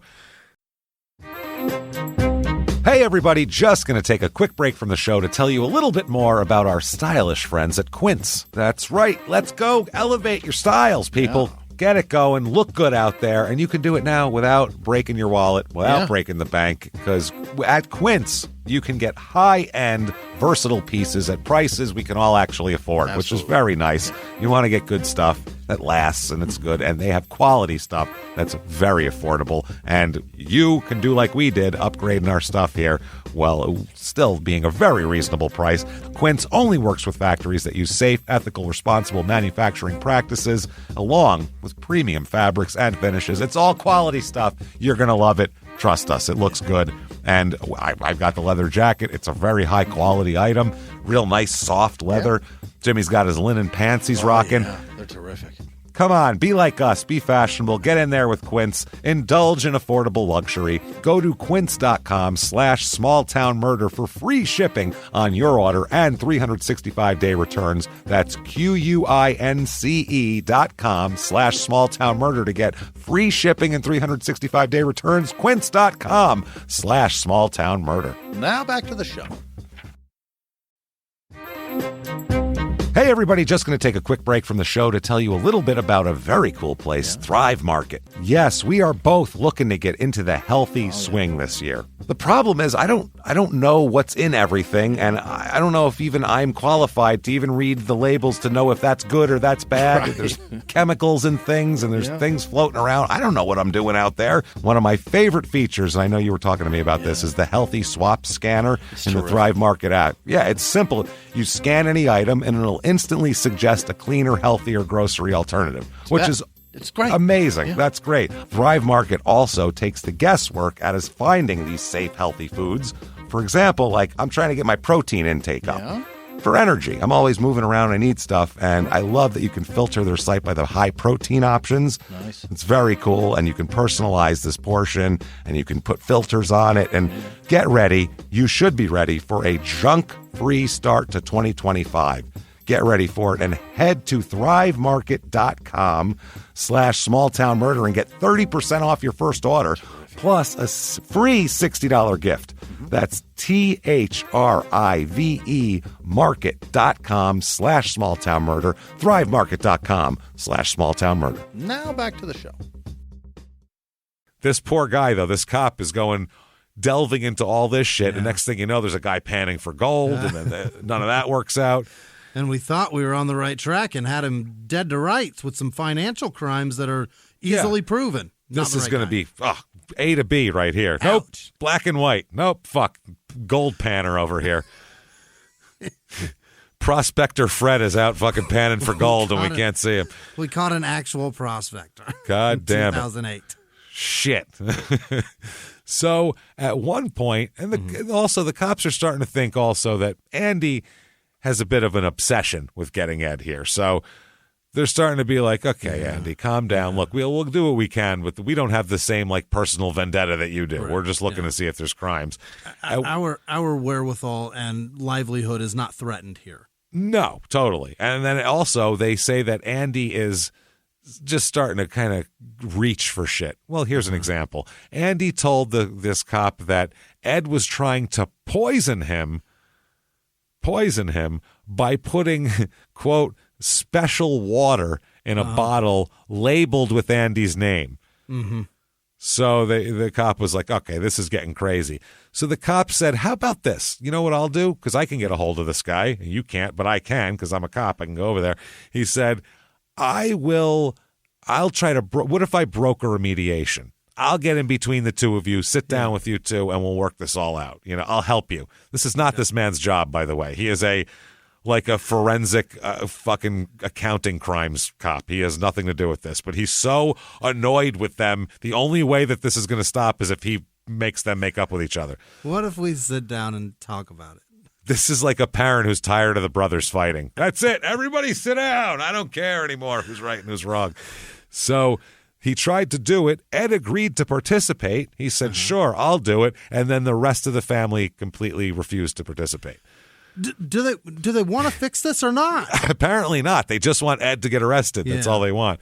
So that's how that went. Now, July 17th, 2007, Robert, the family patriarch that we talked about, born in 1924, he's 82 years old. He kills himself. Oh, boy. Which at 82, I don't know. That's some kind of a lateral move at that point. It's not to joke about fucking suicide, but 82 is like to be in that position at 82. How it hurts. That's what I mean. It must have been. Guy. Well, he said Demetrius said he's had depression for about 50 years. So by 82, you go, and I can't walk. I don't know anymore. You know, this is terrible. It's getting worse every day. And one day it's going to be so bad that I can't even do anything about it. So I'm doing it before that happens. I think maybe that's what it was. And a lot of people go, Jesus Christ, I figured I'd be dead by now. Yeah. You know? Average life expectancy and all. This isn't so bad now. I'm playing with house money now? This is ridiculous. I didn't want to do this. It'd be like trying to lose money in a casino and you keep hitting. God damn it. 23 red? It fucking hits again. What the hell? I need the write-off. God damn it. God damn it. Jesus, this sucks. So 2008, now there's a fight over the inheritance from his estate here, which is fun here. July 19th, 2008, this comes to a head here. So this is 2 days after the father killed himself. There's a woman named Elsa Marshall, and imagine being her watching this scene play out before you, okay? Yeah. She's driving on Chicago Avenue in South Minneapolis, and she sees a white pickup truck revving up its engine and bumping into another car. Revving it up so hard that it eventually spins that car around. Oh, my God. Basically pit maneuvered this car, right? And so this car was facing the opposite direction. It was a white pickup truck and a Volkswagen Passat. Of course it was. Of course it was. Inside the Passat was an adult male driver and a little girl, his daughter. It's Ed and his daughter in the car. Oh, my God. And Andy has found him on the street and is bashing his fucking truck into his car, pit maneuvering him with his little nieces in there. And he's like, I own it. Who cares? Fuck it. Yeah, I can bash into this. So an Officer Floyd Burris of Minneapolis Police Department, said that he responded to this disturbance and said the car involved was a Volkswagen Passat driven by Edwin. Edwin's young daughter was the passenger. Jesus. Edwin told him that he was rear-ended by a white pickup truck. He observed that the driver of the pickup truck was in fact his brother and that he thought his brother might hurt him with a car, so he was worried. So Andrew gets arrested. Oh. Yeah, you can't do that on the assault. street. Yeah. It's assault. Not only that, you're causing cars to spin around when they shouldn't be in traffic. You're putting other people in danger now. So, and there's a child in the car. That's the other thing. There's a goddamn child that you're related to in the car. Even if you hate Ed, follow him till he drops the kid off and then fucking pit maneuver him. What are you doing? Right. Unbelievable. So now, during this time, they're so mad, Elizabeth and Andy, that they don't even know what to do with themselves. It gets to the point where Daniel Romig, R-O-M-I-G, who's Elizabeth's husband, he says that he heard them fantasizing. They wish that he heard Andy and Elizabeth fantasizing several times. They wish we could just kill him, goddammit. But it wasn't a realistic, it was just a fantasy. It was just a fantasy. It wasn't a threat. So enter an elderly man named Martin Weltman. Martin, he is Ed's friend, and he says, well, hey, why don't you move into my house since you're looking for a place to stay, and, you're not safe, obviously. You're being hunted by your siblings. Broke. Yeah. You're broke, and you're being hunted down in the street by your siblings here, having deadly weapons fucking bash into you. Yeah. So, now, they said they weren't aware of the feud about the family business. They just knew there was some kind of feud and that Ed was scared of his siblings. So they said, hey, come on over here. They also realized that at some point, Edwin starts carrying a gun. It's after Andy bashes into him in the car, he goes and gets a gun and starts carrying it around because he's, a little bit worried. Scared for his safety and the safety of his child. Yeah, that's the other thing. Now, Bona, the officer who had tried to arrange the mediation, the financial crimes guy, he paid a visit to Ed, and this is one of the other reasons why no charges were filed. He said he didn't seem to be living the high life when he visited him. It wasn't like he goes over there and it's, his Porsche's in the driveway, and he's got like counting millions of dollars.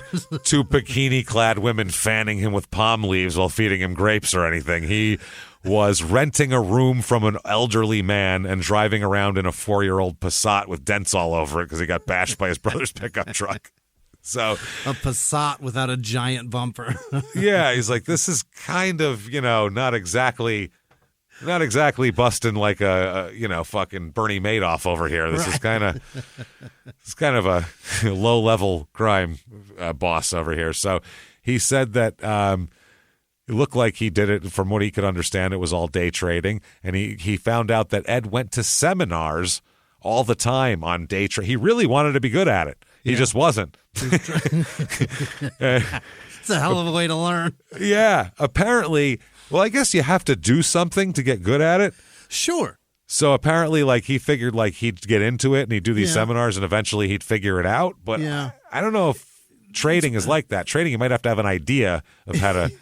Maybe, I don't know. Idea first, I don't know. No matter what you try to get good at it, you rarely have $80,000 at stake and then more. And then more. That's not even yours to play with. Based on whether or not you're good at this. If they caught him in the beginning, would he be like, I'm in training right now, okay? It takes money to make money. Listen. I got a seminar in 3 months. In the meantime, I'm going to keep trying. We got $1 million. I lost 200,000. That other 800,000 is going to get us that first 200 plus a bunch more. Don't worry about it. It's fine. So, he went to seminars. He tried to even interest his mother in coming to seminars. Come to seminars with me and we'll learn how to day trade together. And she said she couldn't make sense of any of it. She said so she gave up. She's like us. She goes, that didn't make any sense. I don't know what the hell they're talking about. Complicated. Yeah. So they also asked about his personal life because he was president of a local chapter of an organization called ISHA, ISHA, which promotes yoga, especially expensive training. It's one of these, fucking Nexium type deals is what it sounds like. Focused on yoga? Yeah, just focused on yoga to make you better and all that kind of shit. One of those type of deals. I'm not sure. Don't quote me on that. Allegedly. So it was the practice of, quote, inner engineering as a path to success. Oh. See what I mean? It's the end product isn't you feel good from yoga. The end product is you're successful because this will engineer that. That's what Nexium would do with all their shit. In the end, it's a fully engrossed thing, and then at the end, you're a fully recognized person who can do all these wonderful things. You're selling an emotion. Yeah, it is referred to by some people, and I don't know, and maybe if it is, we could do a bonus episode on the whole thing, but this episode's too crazy to get too deep into the yoga shit. So a lot of people refer to this as a cult. Don't know if it is or not. Know nothing about it. So it became to be this Isha or Aisha or whatever it is, came to be a central thing in Ed's life, though. He met with a mediation group in the Twin Cities several times a week and led frequent training sessions and courses here. Meditation? It's yoga, all that kind of shit. To people, they say the people who knew him before his enlightenment, Ed's deepening involvement with the group made him change a lot. He started to become a different person here. Yeah. His girlfriend was completely overwhelmed by the changes. Enlightenment? He said by his huge enlightenment. Yeah, his dick even grew. It was amazing. Yeah. He said, quote, Ed was living a very different lifestyle from how we had lived when we were together. She said he had what seemed like a completely different set of friends. He changed his cell phone a couple times. That was to run from his brother. Yeah. That was different. It seemed like he had this huge upheaval in his life, and yet he just seemed to step into a brand new life without it affecting him at all. And yet the rest of the family was in great distress. Mm-hmm. So Ed just said, I'm leaving that behind. Yeah. This is me now. I'm picking up the pieces, and I'm going to build myself back. Yeah. They should do the same. That's what I'm saying. So he's also very paranoid as well. He carries a gun everywhere he goes. He said that he had all sorts of shit too. Ed bought guns and told his friends and family that he carried them everywhere. He said he had to because he found a note from his brother saying, I'm going to kill you. So it's a lot, quite a bit here. All sorts of shit going on. So Andy wants the Passat back. God damn it. Even though it's dented up, he really wants it back, and he wants it now. Fucking now. So he tried a bunch of shit, all right? He changed the Hawes Lawn Service bylaws, so whatever their company bylaws are, to that. Now the bylaws said Edwin couldn't use the Passat anymore. Okay. That mattered, okay? And then he took these new bylaws to the police and said, see, look, it's in the bylaws. And they were like, "That I don't care about your stupid bylaws and you and your..." Just because it says laws doesn't mean that it's laws. Yeah, you can't change it after he has it. No, get out of here. So he started developing all sorts of different shit here. He got a bunch of untraceable prepaid cell phones as part of his plan. And he's got plans to get this back. It's fucking interesting.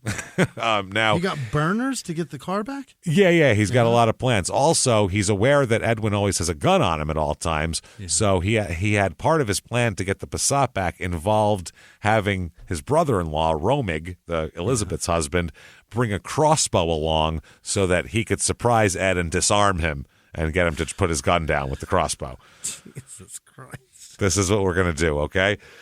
This is the plan, all right? He's got a gun. What should we get? How about a crossbow? Well, they already had a crossbow. That's why. Oh, all right. It wasn't like they went out special and that was right. They were like, what do you have? He's like, I got a crossbow. He's like, perfect. That looks crazy.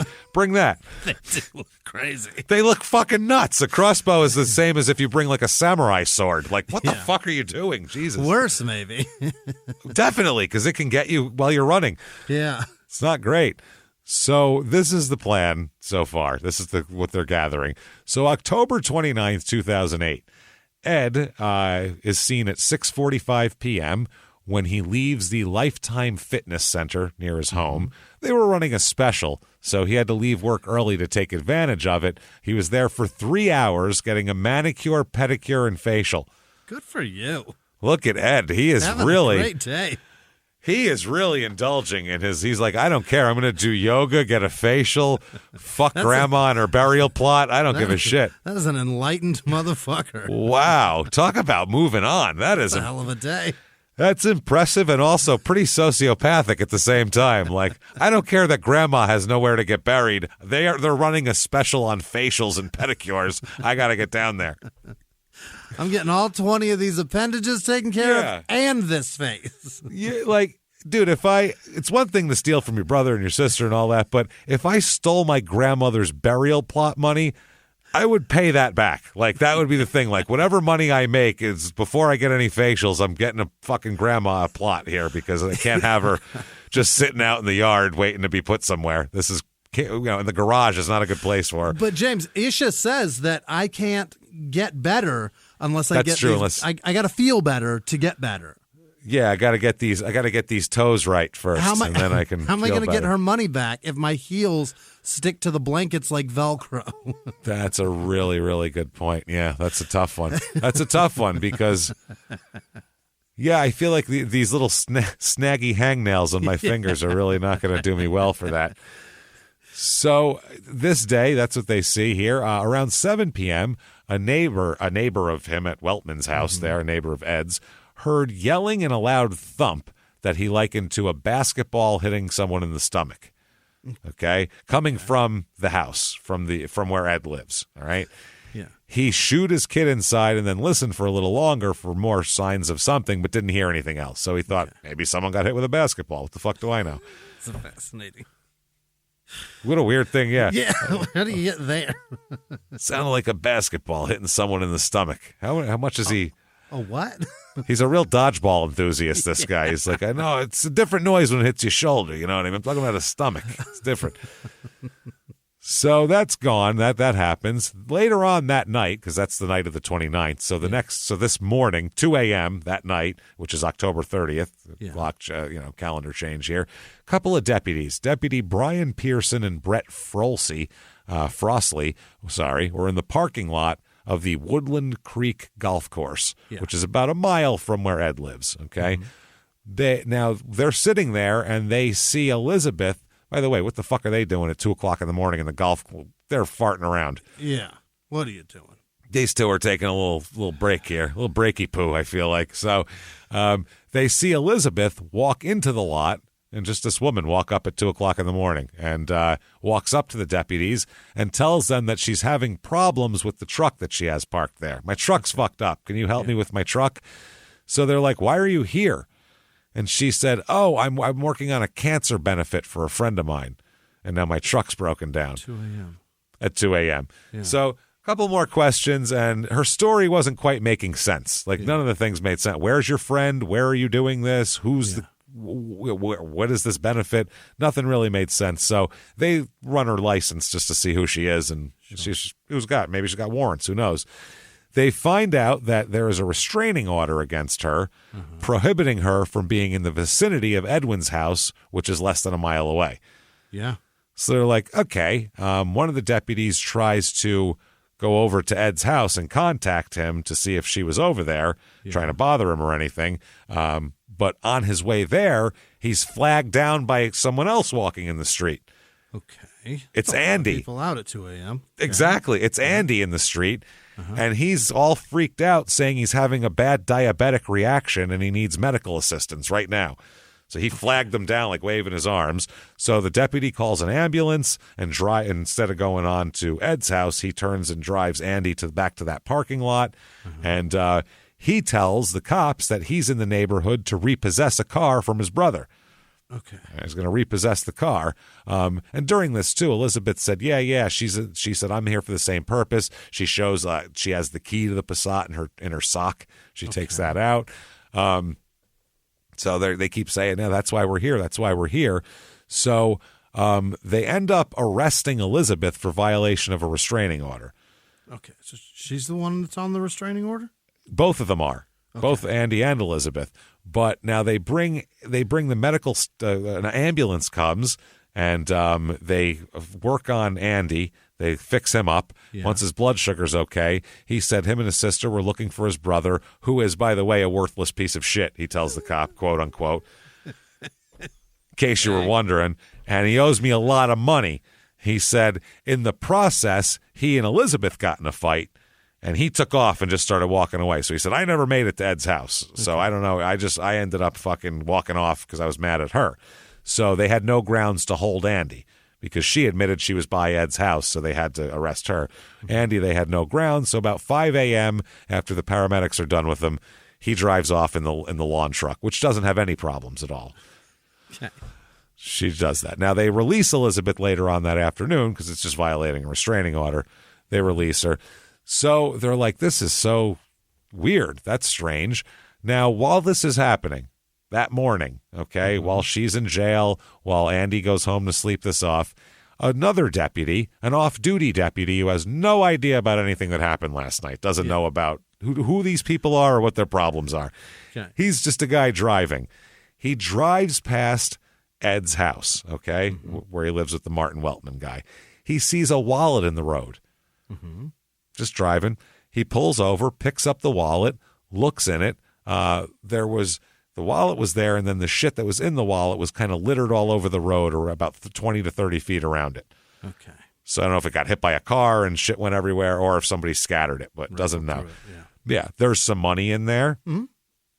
Business cards, a little girl's photograph. Oh. Then the officer realizes he's standing in front of the address that's on the driver's license. Oh. He's like, oh, maybe someone came out and dropped their wallet while they were putting their garbage cans back or something. That makes sense. So he knocks on the door. The older guy, Martin Weltman, answers the door, and he says, Ed's not home, because he said, is this guy home in the license? He says, no. So the deputy takes the wallet to a nearby sheriff's station, drops it off, says, here, this is here when somebody comes and gets it. Here's this guy's wallet I found. Okay. So where he lives, you could have just for safety. Yeah. But he doesn't know this guy, so he doesn't know if this, what his connection is with him. So he takes it there. There's credit cards in it and stuff, so he doesn't want to, leave it there. So he, as he's leaving, though, this deputy, he notices there's a pool of blood in the driveway, which is, not normal. But apparently it is normal because, my God, and again, you got to see Drop Dead Gorgeous. Because, it's the start of deer season, so yeah, people get shot in the head. It's the start of bow hunting season. So he just assumed this was a deer that got, taken apart in the driveway, and that's probably from a deer. He's like, half the driveways around here have blood all over them right now. Fascinating conclusion. Wow. Yep, he just shrugged and was like, oh, yeah, they must have got one. Good for them. Congrats. Good job. Hey, can I get some venison when you're done with it? Okay. So I like to make jerky. So early that afternoon, another deputy is dispatched to the house because someone else reported a large suspicious pool of blood in the driveway. Okay. Not the cop who was there. Some other neighbor reported it. All right. Now, when this guy gets there, another deputy, he sees a large pool of coagulated blood in Weltman's driveway. So they called it a, quote, critical amount. Okay. Meaning that this is like all the blood that a body would have in it. So a lot of blood. Yeah, tons of blood. So they said within the pool of blood was a key to Ed's front door as well. Oh. The key is just in the fucking blood. And near that were a pair of pants that are Edwin's size, and also the part of an arrow. Probably a deer.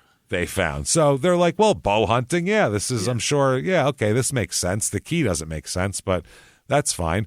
So they speak to Weltman. They speak to Weltman's daughter, the elderly man and his daughter, his roommates. Yeah.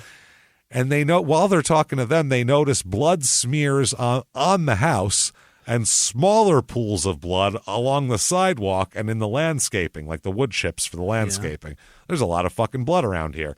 So this is interesting. In addition to that, there's an arrow stuck in the house, which is not normal. No. Probably. Weltman didn't know or hear.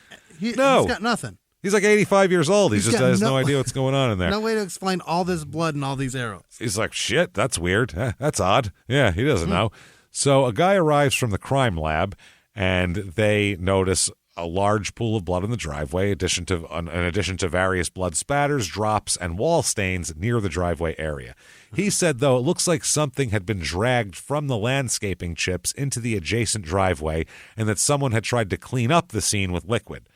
And so they found also the tip of a hunting arrow in the driveway, a cell phone case with blood on it, a cell phone battery, a broken arrow, and a bottle of bleach in the yard. That's a lot. That's a lot of stuff. That's all a bunch of murdery stuff that you just found. You just found wallets, batteries, phone cases. There's so much. This is like all the blood. This is like Clue, basically. You just found. You just found a full game of Clue, and now you just decide who's going to be Mr. Mustard or Colonel Mustard, and you fucking get it on here. Mr. So apparently, with an arrow in the front yard, it looks like, I would say. So they search his yard. They also find a baseball bat near the side of the home that had been spray painted black. Okay. They find that. They also find a crossbow and arrows later on that we'll talk about that are also spray painted black. In the yard, though, they find two small maul-type hammers in separate locations, also painted black, and a can of black spray paint. So that explains that. They also found, like I said, a crossbow, and they found latex gloves that were also spray painted black. Okay. I don't know why you'd spray paint gloves black, but you could just get the black ones. Why is everything spray painted? I don't know. They really love black. Want to paint it black. It's, Big fans, yeah. Fuck, man. So they had everything had DNA on them. Mm-hmm. I see the hammer and I want to paint it black. Yeah. He wants to so bad. I see a crossbow and I'll shoot you in the back. So they found other shit around the property too. The hammers, like I said. They also found a 3 or 4 pound hammer that was found later on that we'll talk about here. So all sorts of shit going on. We'll talk about. Tons of shit. So they found bloody clothes on the ground, an arrow lodged in the side of the house, crossbow, baseball bat, everything painted matte black along the driveway. Someone poured bleach on the concrete in a shitty attempt to clean it up. Hammers, all sorts of stuff. So there's plenty to go on here and investigate. Super suspicious, though, yeah. Plenty of physical evidence, including a jug of bleach and all that kind of shit. So they go, let's try to find Edwin here, because this isn't good. There's a lot of blood, and we don't know where he is. So they try to find him. They go to the home that Andrew lives with his grandmother in, and he's not there. So they go to Elizabeth's home in Minneapolis, and they speak to her about her husband, who denied that, because Elizabeth isn't there. It's just her husband. He says, I don't know where my wife is. I don't know where my brother-in-law is, either of them. I don't know where Ed is. I don't know where Andy is. I don't know where Elizabeth is. I don't know shit. I'm sitting at home. I got wings tonight. Leave me the fuck alone. Yeah, I have no part in any of this. So, not food. I'm watching the show that's been canceled for 10 years. Yeah. So there's a family farm about 200 miles away in Cottonwood County that is owned by the family of Christina Dorrandon, who is the fiance of Andy. Right. It's his current fiance. So they go, well, that's a place we can look for them because we don't know where else to look. So that's still the same day, October 30th, 2008, 11:20 p.m. The police chief of this place of Westbrook, Alan Wall, gets a call from the county sheriff's department asking would you mind taking a ride out to this farm and just seeing if any of the Hawses are out there?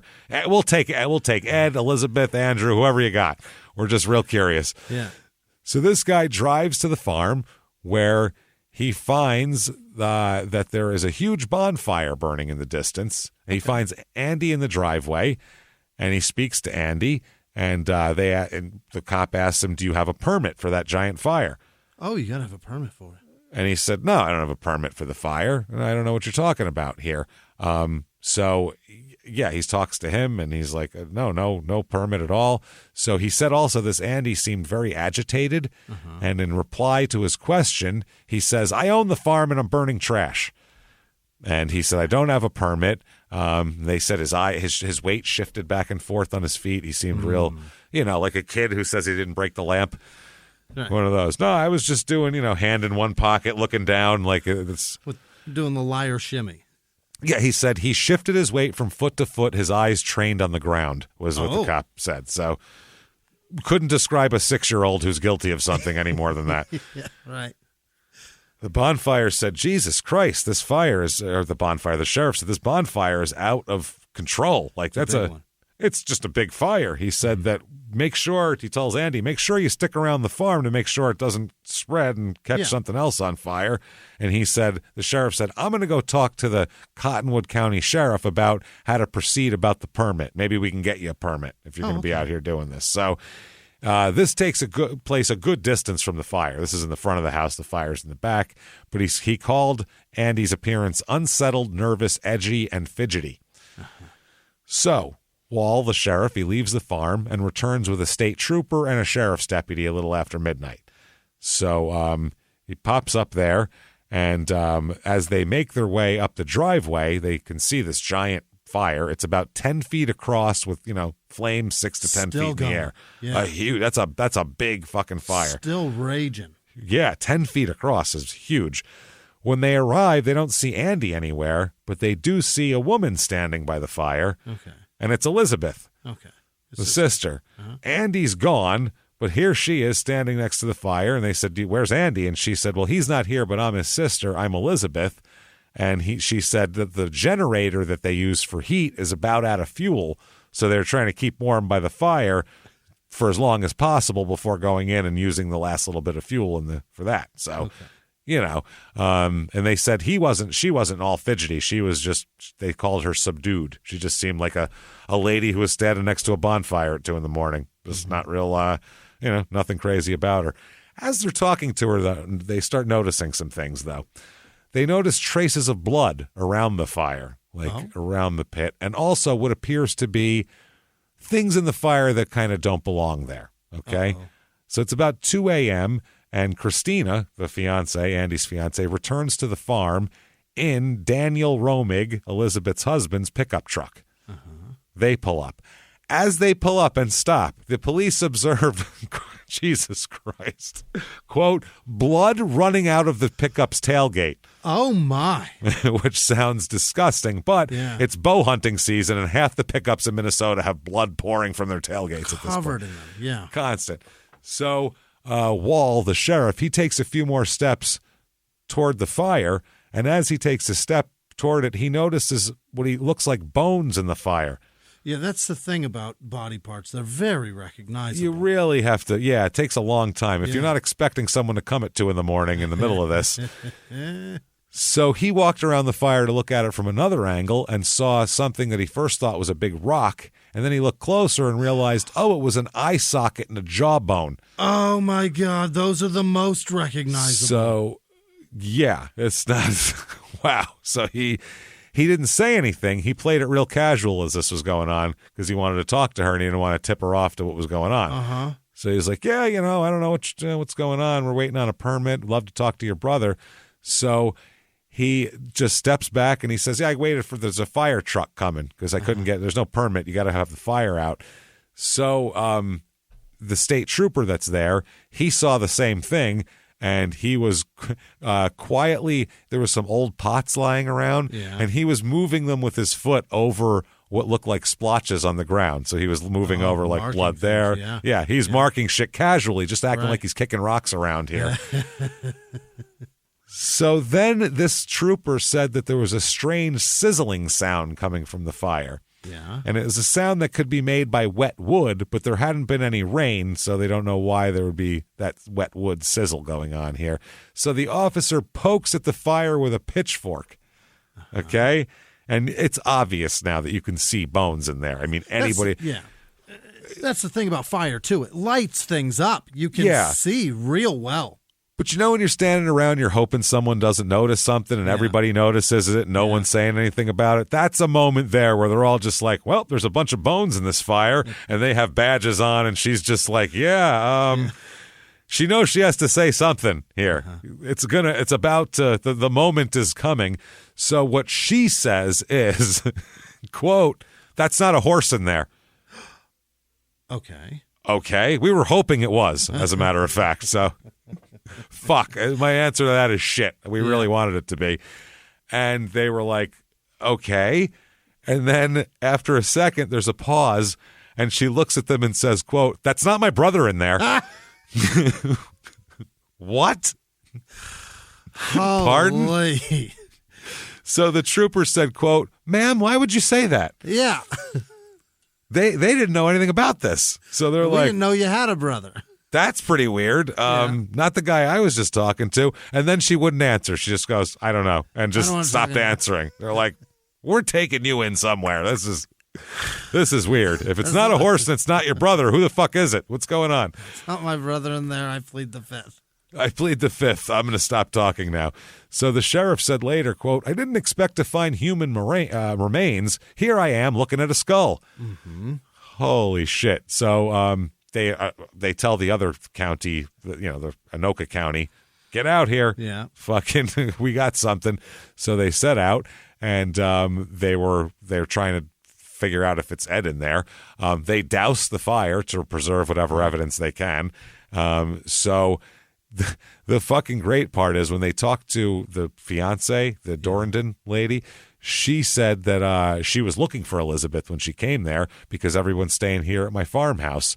And that's when they saw all the the blood dripping. So they talked to Elizabeth. She says the following when they talked to her.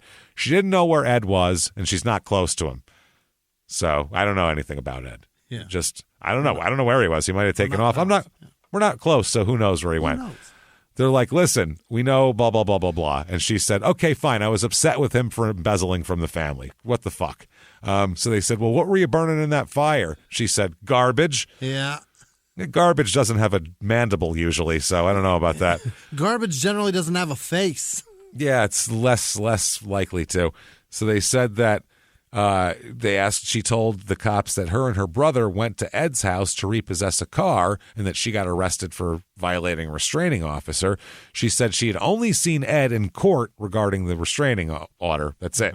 And she said that she and her brother saw the Passat in the driveway and they wanted to repossess it. She had no idea where Ed was. She didn't care for him. And she thought maybe he might have had a car accident and was possibly dead. Maybe. What makes you think that? I don't know. That's what she said. So lucky guess. Holy shit. So this is fucking this is ridiculous, man. So they talked to her multiple times within 24 hours that she's there. They talked to her a couple different times. Called her, quote, evasive and very awkward. She said many times that she was an actress and showed me her Screen Actors Guild card. I thought she was acting. I don't know. That's what the cop said. What the fuck difference does that make? She brought her SAG award? I got my SAG card. Okay, great. So you were in a fucking commercial once? What do I care? Where's your brother? Why is his skull in your fire? What's happening? You fucking asshole. Pretend she's got everything happening. I wouldn't kill my brother. Look at me. I'm a movie star. I got a SAG card. I got a SAG card. Wow. Now, originally, Ed weighed 180 pounds. His remains that they find in the fire are 42 pounds. Holy shit. That is intense. That's fucking wild. Yeah. That's crazy. So the county authorities from back home here, they arrive at 7 a.m., and they said that Dorrington had told the officers that there were hunting guns there, so the SWAT team was brought in and all that kind of shit. And they busted in the house and found Andrew sleeping inside. He was there. He was there sleeping inside, yeah. Bastard. So they brought him and everybody obviously in there. Mm-hmm. They're going to charge Elizabeth and Andrew with aiding and abetting and murder and second-degree murder there, obviously. Romig said that Andrew showed up at his house in South Minneapolis, and he said that he'd been in a struggle and had killed Edwin. And so Andrew told Romig that he had repossessed the Passat. Oh. Okay. Now, the investigation, the medical examiner looks at Ed's remains, and they can tell what happened to him. And it's tough. He had a through-and-through wound to his chest from an arrow. Wow. Now close. All the way through. That's close. That's a close shot. Yeah. That's not from a distance. That's real close. Andy said he built the fire with Elizabeth's help, dumped his brother's body in there, he said. All the way through. All the way through. This is not. Fuck. More happened than that, though. Andy said that Ed had driven him crazy and he couldn't take it anymore. So he said that apparently they figured out Ed was shot from behind with a crossbow, beaten with hammers and baseball bats, then run over with the Passat as well. With what? With the Passat, yes. They made sure to run him over. This is very personal. No they beat doubt. him, shot him, and then Andy said, "You like your fucking Passat so much?" and ran him over several times with it. Oh, my. Yep. They're reassembling the bones, trying to put a body back together here. And they said that it was multiple blunt force trauma in addition to all this, direct impact injuries that were inflicted before the body was placed in the fire. His left eye orbit was fractured on all sides. Oh, God. From being hit with either a bat or a hammer. Mm-hmm. His upper jaw was horizontally fractured where it met his teeth. The part of his body connecting his spinal cord to his brain was crushed. Wow. And there was a wedge-shaped fracture to his right humerus caused by a significant amount of force, and there was multiple fractures to his ribs and pelvic area. They think that's from being run over. Golly. So, they fucking put Ed through it.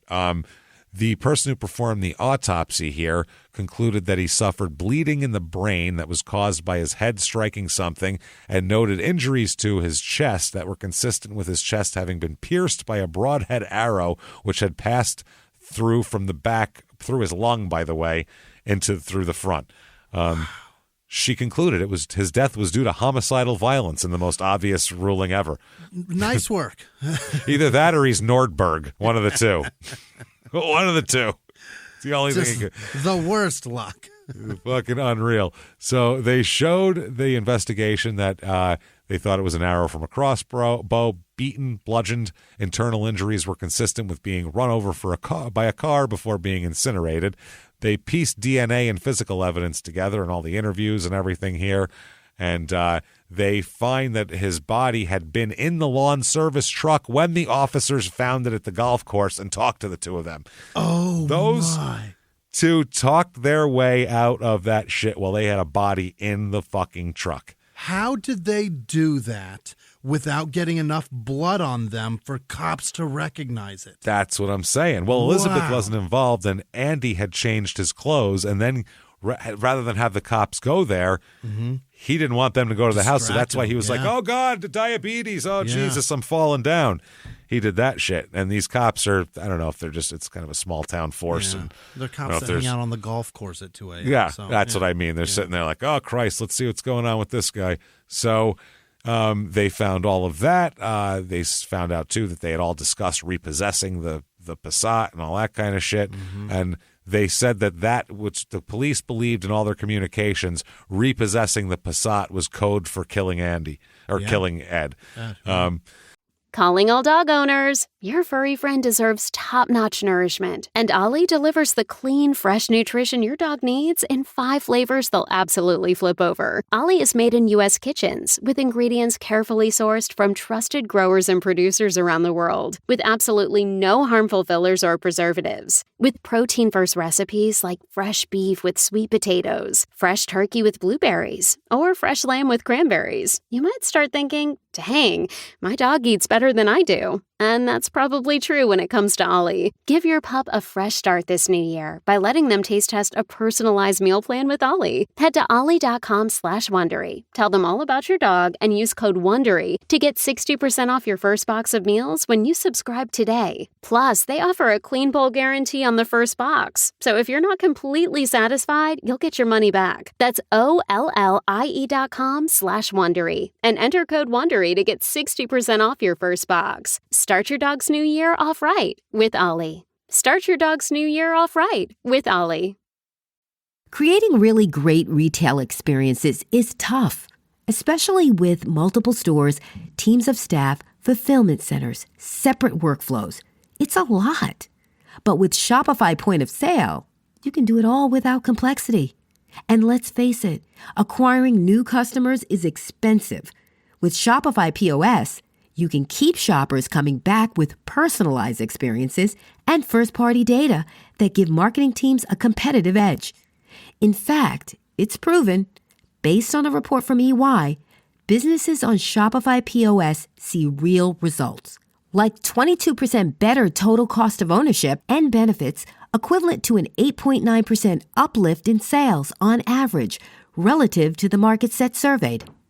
Want more? Check out at shopify.com/Wondery. All lowercase, and learn how to create the best retail experiences without complexity. Shopify.com/Wondery.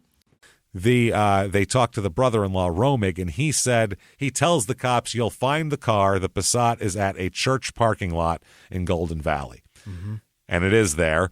They find blood on the car inside and out. They said it looked like a body had been dragged by the car. Yeah. What the fuck? They ambushed him getting in or out of his vehicle, didn't they? Yeah, when he came home. They popped out of the bushes. They had everything painted in black. They popped out of the bushes. They said ready to get in the house. Also in the trunk, a sledgehammer covered in blood. Oh, Jesus. They said the amount, the one cop said the amount of violence to your own flesh and blood in this situation, it's still breathtaking even years later. So, truly. What actually happened here? Andy says that he drove with his girlfriend to Martin Weltman's house. When they arrived, Andy said he got out of the car and his girlfriend drove away. She just dropped him off. Yeah. Romig soon arrived, as his story is that his brother-in-law Romig arrived thereafter with the crossbow. So Andy and Romig then waited until Ed arrived home in the Passat and parked in front of the garage. According to Andy, upon arriving home, instead of walking toward the front door, Edwin walked toward a garbage can where Romig was hiding right there. Oh, boy. So they called as kind of, they were fucked. He had to throw something out. So Ed looked like he was reaching for Romig and then stumbled back screaming, "Oh, my God, oh, my God." That's because Romig shot him. He says Romig shot him with the crossbow as he went over to, get something, put something in the garbage. He didn't see or hear the crossbow being fired, Andy says, before Ed began stumbling backwards.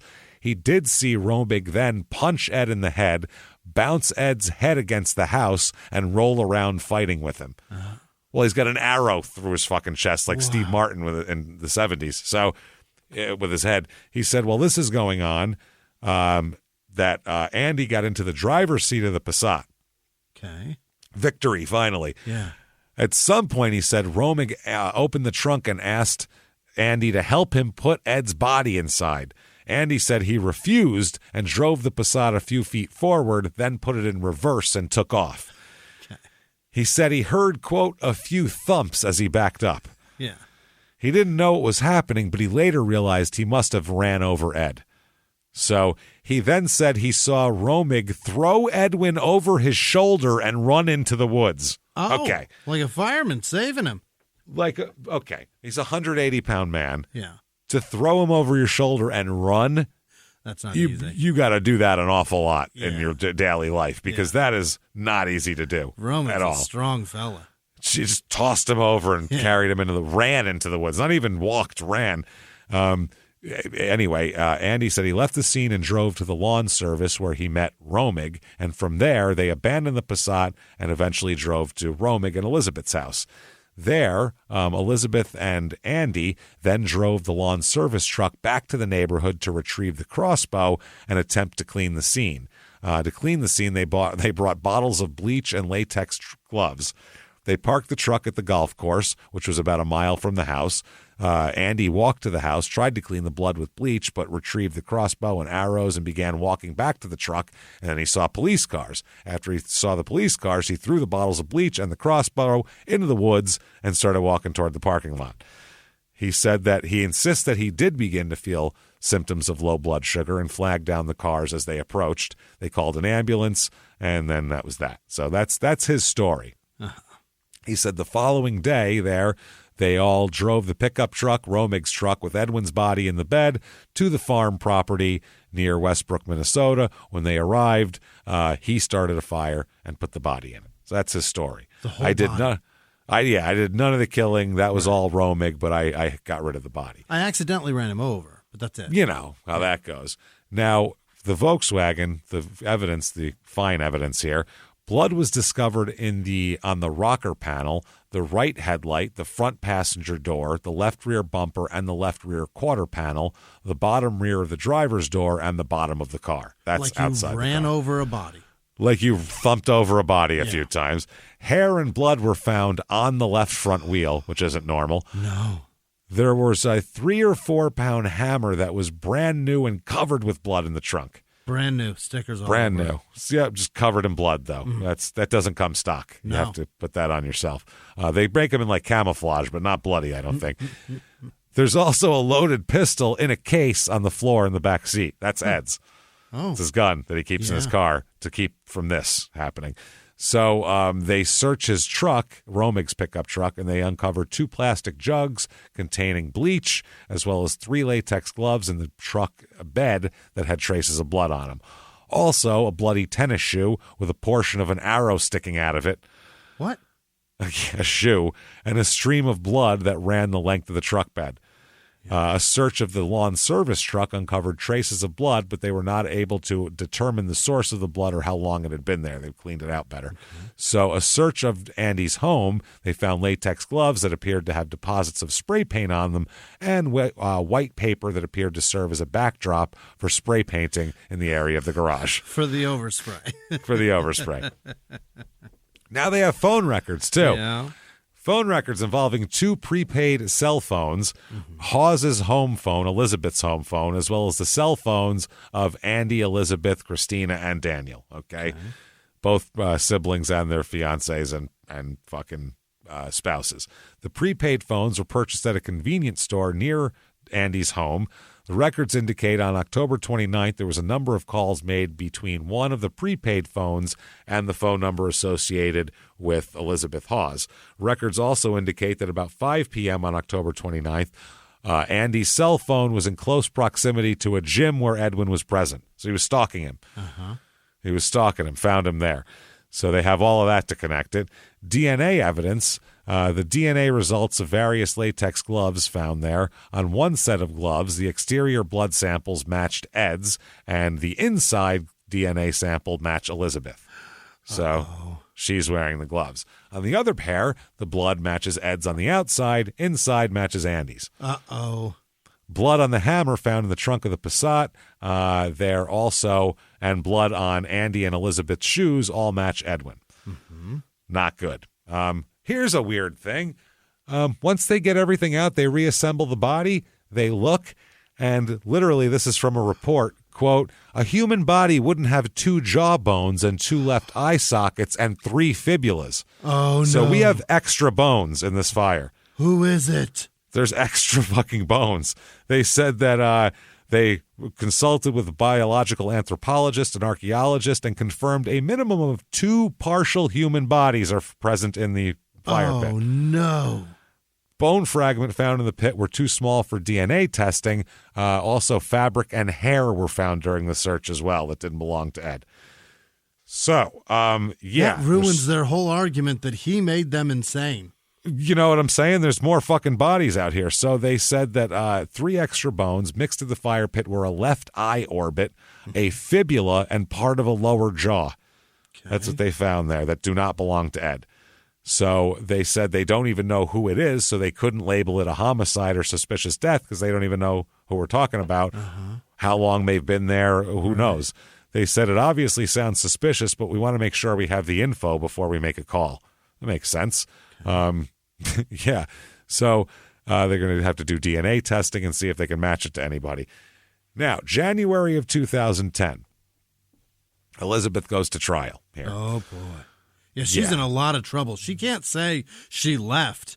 No, this is her DNA. She touched the body. There's blood on her, for Christ's sake. She touched the body at some point. Gloves, right. There's no doubt about that. So during her trial, January 2010, her mom's going to testify. Mom is going to say she's just a wonderful young lady and she had nothing to do with it, I'm sure. Yeah. She said outside the courtroom, she said, I love all my children, but she blamed everything on her, quote, lost oldest son, the dead one, whom she called a sociopath to the media. What the She called her dead Mom? son a sociopath. Yeah, that's nice. So, and I love here's all my children. Was she talking about the soap opera and not these kids? Except for that one. And also Stephanie, because I never mention her, so I don't know. So from the Star Tribune newspaper, the big headline is, Mother stands by accused daughter, calls her a healer. What? Oh, yeah. She said that Elizabeth, quote, only that, quote, Elizabeth knows how I feel about her. She said she's a good girl. She's a healer. She's a compassionate person, Elizabeth. She was just healing him. That's just healing him up. I mean, he was cold. Yeah. Put him in the fire. So she testifies on her own behalf, and she says that she knew that Ed's body was in her husband's truck when she rode with them to the farm. She said it was Andrew who dragged Edwin into the fire pit. So, you know, she just knew. She said, I didn't do anything. I just knew what was going on. I was just there, which isn't totally true. The prosecutor in their closing said, the defense wants you to believe she was a passive participant, but she knew there would be a cover-up. Yeah. Yeah, she was there when it was happening. When Elizabeth and Andrew didn't get justice the way they wanted, they took the law into their own hands. That's what they said here. So that's pretty fair, I would say. Now, her whole defense is she was not present at the time of the murder, testifies on her own behalf, saying that exactly like I said. She also says that Andrew built the fire and that, quote, he slid something out of the truck that looked like... Yeah. She is a fucking party. She says, it looked like my brother wrapped in a brown fuzzy blanket. I bet it was your brother wrapped in a brown fuzzy blanket. Just a thought, especially since everyone just killed him. I'm going to think maybe it was. Then she says this. This is the fucking greatest quote. This, every one of our people should ask this question. I kept thinking to myself, how could this get any worse? Why am I in the middle of a Stephen King story? Why isn't my life normal?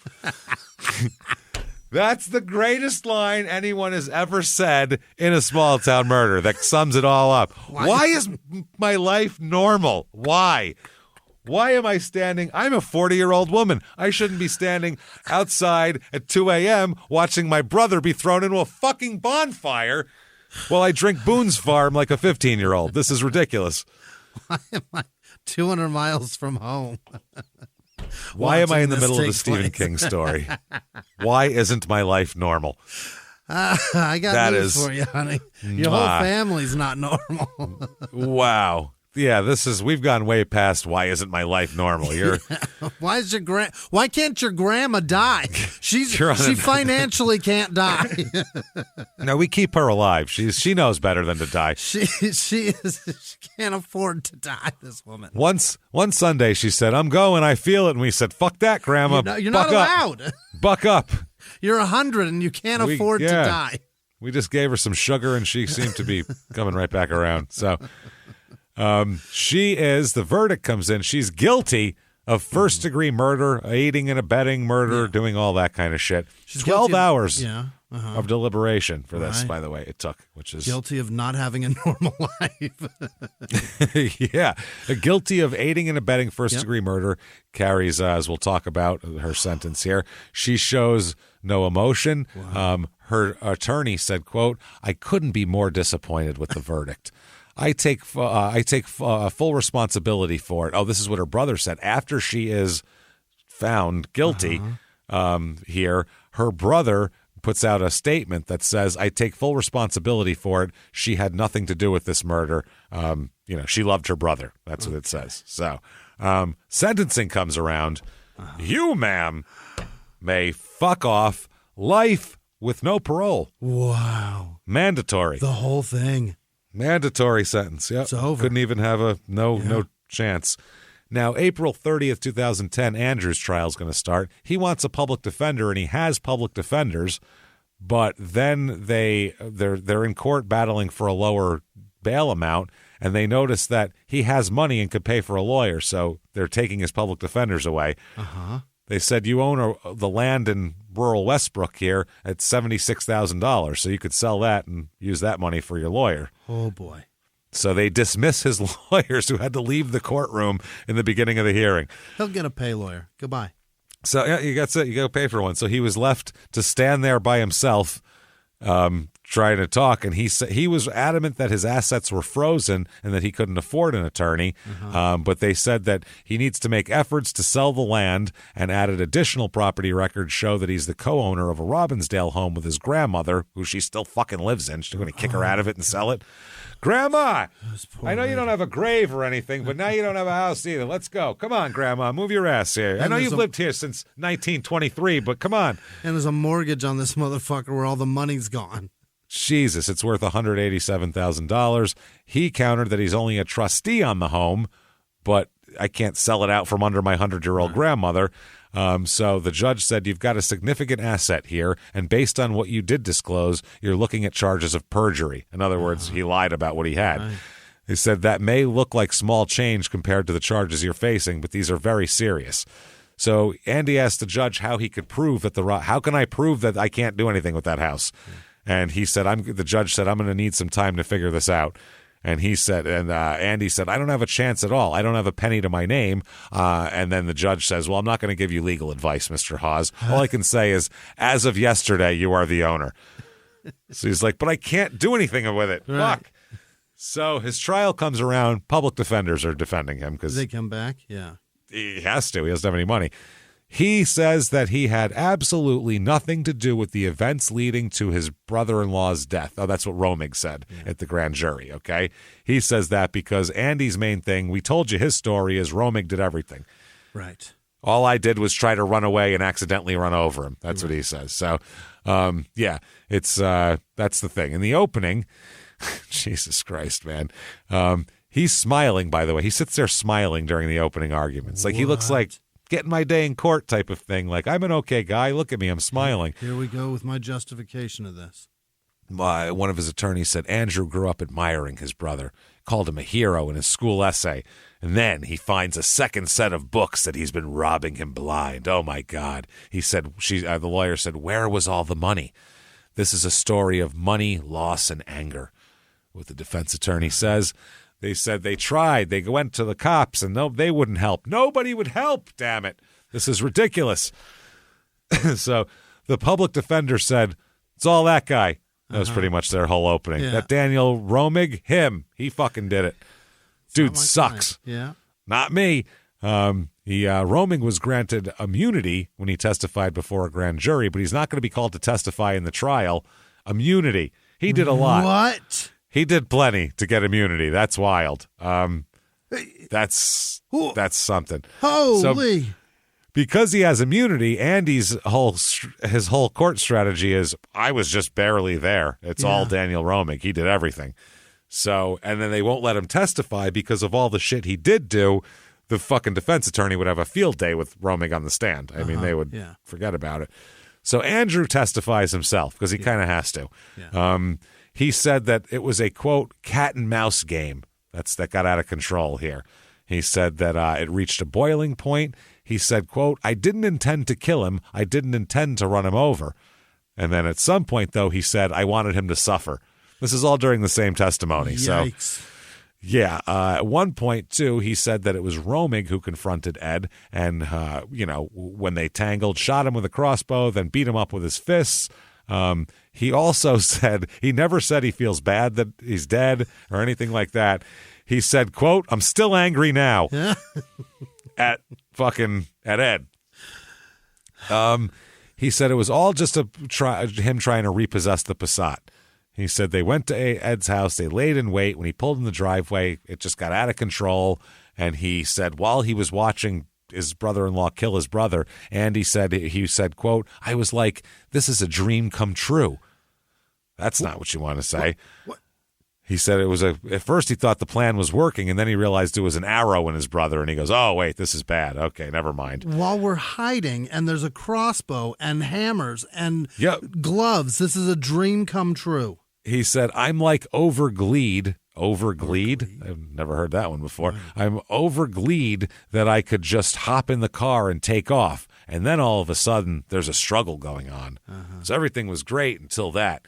He said it was dark, but he said the headlights from the Passat that were still on framed Romig advancing on Ed. So he set it up cinematically on the stand. He said, quote, like I had a front row view of the whole thing. Ed staggered backwards, then took a hold of Romig. Then the two fell out of sight into the shadows. This is like a screenplay, this is. Andy threw the Passat into drive, then into reverse, and as he tried to leave, he heard a thud. He backed over Ed's body. Quote, it wasn't really registering. Like when I went pa-doompa-doomp, I didn't know it was my brother. He said pa-doompa-doomp in court. Right. He's already made his story fucking impossible. Now he's adding sound effects. And he's narrating it with sound effects of pa-doompa-doomp. Pa-doompa-doomp. I didn't know it was my brother. I was just trying to leave. He said he didn't stop, and as he drove away, he saw Romig carrying Ed's body into the woods across the street. By the time he testifies, now it's dragging him into the woods, not tossed him over his shoulder like a sack of potato and fucking ran him over there, doing like a 4.5 over across the street with a 180-pound man on his back. You can't run over a man backing over him by backing over somebody in front of your car. He said they went down in the headlights. You can't back over somebody like that. Yeah, well, they went down, but then that's why he didn't know he was there. They must have rolled around back there. You know how scuffles are. They roll around in front of cars, behind cars. Yeah. Quote, unquote, pa-doompa-doomp is my favorite thing ever said in court. I got to say that. In description of running over your brother. That and why isn't my life normal? That's the other one. Well, it's because your brother perfect. says "padoompa-doomp" in description of running over your other brother. While running over your other brother. He said, though, the witnesses obviously said he was shot from behind, which completely contradicts the story of he leaned over and shot him in the chest. They fucking got him from behind. Also, experts say that he was bludgeoned with a mallet found in the trunk as well. The sledgehammer was part of it as well. So the judge ruled also that they would not allow the grand jury testimony given by Romig to be heard in the trial. So Romig is just basically his shit isn't there. The only thing that we have of Romig is Andy's blaming him for everything. He's the luckiest man on the planet. He got immunity and doesn't even have to testify. Maybe he should have been the one day trading. He's got amazing luck. No shit. Fuck. He's really angles himself well here. So the closing, the defense attorney said these brothers were so much alike. They were so stubborn and nobody was going to give in. Well, the jury doesn't give in either. They find him guilty of first-degree murder, aiding and abetting as well. So his attorney said, this is crazy. He said, quote, he said he wasn't expecting that at all. I'm sure. Really? Wow. You had to be expecting it. I'm sure you were hoping otherwise. He said he expected the jury to convict him of being an accomplice after the fact, because he obviously drug him onto the fire, but not murder. This is crazy. So his story doesn't match the evidence. It's weird, isn't it? Yeah, you'd think they would believe him over the experts, I would imagine. He's very surprised they didn't. Yeah. So they find him at sentencing. You, sir, may fuck off. Life in prison, no parole as well. Yeah. So he's fucked. His girlfriend, drawn and in there, all charges dropped on her. What the They drop fuck everything. is happening? They drop all charges. They say that she was charged with aiding and abetting murder in the first degree, but her involvement or knowledge in the killings wasn't made clear at either trial, they said. So they don't really know anything. The assistant county attorney said, we couldn't go forward with the case as charged. We just don't have the evidence. Nobody was real anxious to tell on her about shit, and she didn't say nothing, so they just don't know what she did, so they didn't know how to charge her. Holy. There's got to be a being there while we're burning a fucking body, and you knew about it. What's that charge? Is there some one for that? There's got to be a charge of drop man off, pick man up, now we have a body. Seems like conspiracy to be involved in shit, She's right? certainly aware, right? That's hardcore.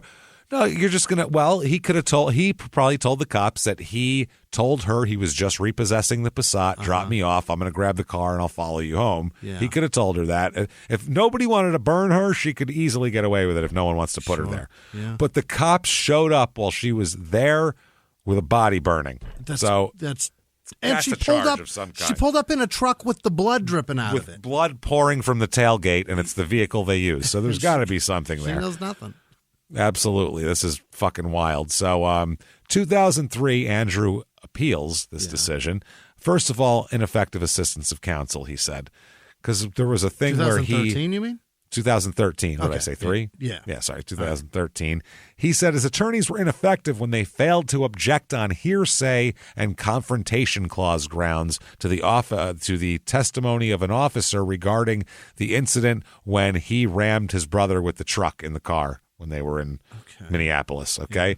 He said Hawes' attorney objected to the admission of that evidence, arguing it was cumulative and that any probative value was outweighed by the risk of unfair prejudice. However, they did not object on hearsay or confrontation clause grounds. So obviously I should go home now, clearly. That alone negates all this. I think, right? We'll just wipe our hands of this. You apologize, I apologize. We'll say, neither of us are perfect, and we'll walk away from this, right? That's cool.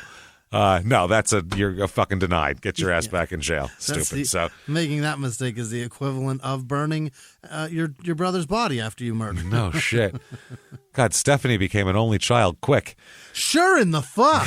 From 4 to 1. Hi. She became the beneficiary of nothing fast. Nothing. Yeah. So, 2018, we have portions of Elizabeth's prison diary. Oh, boy. Which is hilarious because she said the funniest shit by far in a long time. So, how many times did she ask why her life isn't normal in this? Why isn't my life normal? So let's just read some Great. Want to read what it's like to be in Minnesota women's prison? Here we go. Yes. June 18th, 2017, 7:02 a.m. This is her first entry that we have. Second day working at the gym in Minnesota's only state prison for women. I work out of what used to be a small 8x12 cement-tiled storage room. It contains 4 large bouncy balls, 90 workout videos from the mid-90s, hand weights, yoga mats, and a lot of cleaning supplies. That's not a good day. No. My coworkers are... she goes through it. Martin, a transgender man who will be free in November and will be sent back to Mexico, even though he has lived in Minneapolis all but the first 2 years of his life. Smokey, a woman with an eating and exercise disorder. And Ava, a woman with a personality disorder who will be leaving in October to finish out her time in a federal prison. Somebody make that TV show tomorrow. Thank you for being a friend. Travel down the road back again. Oh, God, I will watch that. Heart is true. I'm working in a prison gym. Martin and if is you got incarcerated in jail for the rest of your life. This is so much better than Orange is the New Black. I would work in the gym with you. What the fuck is happening? Susan Powder videos every day. Every day, just fucking Jane Fonda pushing 45, doing her Buns of Steel shit. I want that TV show. She's good at this. She set it up nice. Oh my God, this is wild. Yeah, she just said it's a she's an actor. Remember? Yeah. She said, quote, the first 2 coworkers, Martin and Smokey, love each other. Actually, it's more complicated than that. They love/hate each other. Their relationship involves a lot of swearing and jealous glances. All 3 work out constantly. I often ask myself, what am I learning or bearing witness to by being in the place I am situated? What is in front of me and why? I frequently have no answers to my questions. Because there are none, stupid. No, that's why. It's going to be very confusing in there. Well, that's what's going to happen. I think about safety versus freedom. We're frequently told we're here for our own safety. For a certain percent of the population, that's probably true, especially for people suffering from addiction. Personally, while I object to drugs or drinking if someone is impaired behind a wheel and it could hurt others, I think that adults should have the right to do whatever they want in their own homes. My guess is that 95% of the prison population would choose freedom over just about anything. Well, yeah, when you're in prison, that's it's probably not good in there. I bet 95% of the people on deserted islands would take food over anything, probably. Anything. It's probably why everybody in there is appealing to try to get the fuck out. Yeah, I don't think people want to be there. June 22nd, 2017, 1 p.m. Martin and Smokey are fighting. See, this is a sitcom. Smokey tells me that she has food issues, bulimia, in parentheses, and since she was 12, has 5 tattoos and only shampoos once a week. She also says that her hair smells like feet. Maybe it's because you're not shampooing it. Yeah, maybe you should shampoo. Throw another one in there. Let's try twice. Maybe do it every 3-4 days. I know some women don't shampoo all the time. They have dry shampoo they do and all sorts of weird shit. I don't know. You guys I don't understand what's going on. But maybe that's why it smells like feet. If I woke up tomorrow and I was a woman, I would have no idea what to do. I would have no idea. I'd just be a fucking mess. I don't know what any of this stuff means. I don't know what's going on. There's weird commercials for stuff. Does this work? Do I want those? Do I want panties that I can just have my period in straight into them? Do I want those? I've seen commercials for them. I think I can poop in those. That seems easy. Every 4 inches of me smells different. I don't know what's happening. Yeah, all sorts of different shit. My under boob is different from my upper boob. My feet smell like hair. My hair smells like feet. What's happening? I don't know what's happening here. Shit's fucked up. So she says, I keep my distance. I spoke with a staff member here once about addictions. She said that she felt an eating disorder was the most difficult to contend with because you couldn't just avoid food like drug or alcohol. Everybody has to eat. July 17th, 2017, 4:15 p.m. One of the perks of working in the gym is that we get paid to work out. I elliptical next to a, how the fuck do you say that? HMONG. It's Hmong. It's a sect of person from an area of China. I know that. I just don't know how to say it. Anyway, I'm she is incredibly uncultured. Yeah, well, so is Minneapolis, but this part of it they have. I know they have this. I've lived in Colorado and Arizona. There are zero culture in either. Well, there's Spanish culture. Yeah. Arizona's all Mexican. Everything's so easy, though. in Spanish. It's so easy. Yeah. Well, yeah, you're from the Southwest, so you understand right. it. Chinese stuff seems like I don't know anything about It's that. the other side of the planet. Yeah. Who the fuck knows? I know if you dig far enough, you'll get there. That's all I know. That's what I've heard. She is in fantastic shape and always plays a competitive game of volleyball, basketball, and, when it's offered, softball. She's 4'10" and 59 years old. No arthritis, super limber, runs 5 miles at a pop. I don't have the knees or the will. I'm not Hmong, or however you say it, tough. My friend survived in the jungle for a year with no food. She and her husband ate bark and leaves. What? Wow. When her body stopped producing milk, she watched as her baby starved and died. Jesus.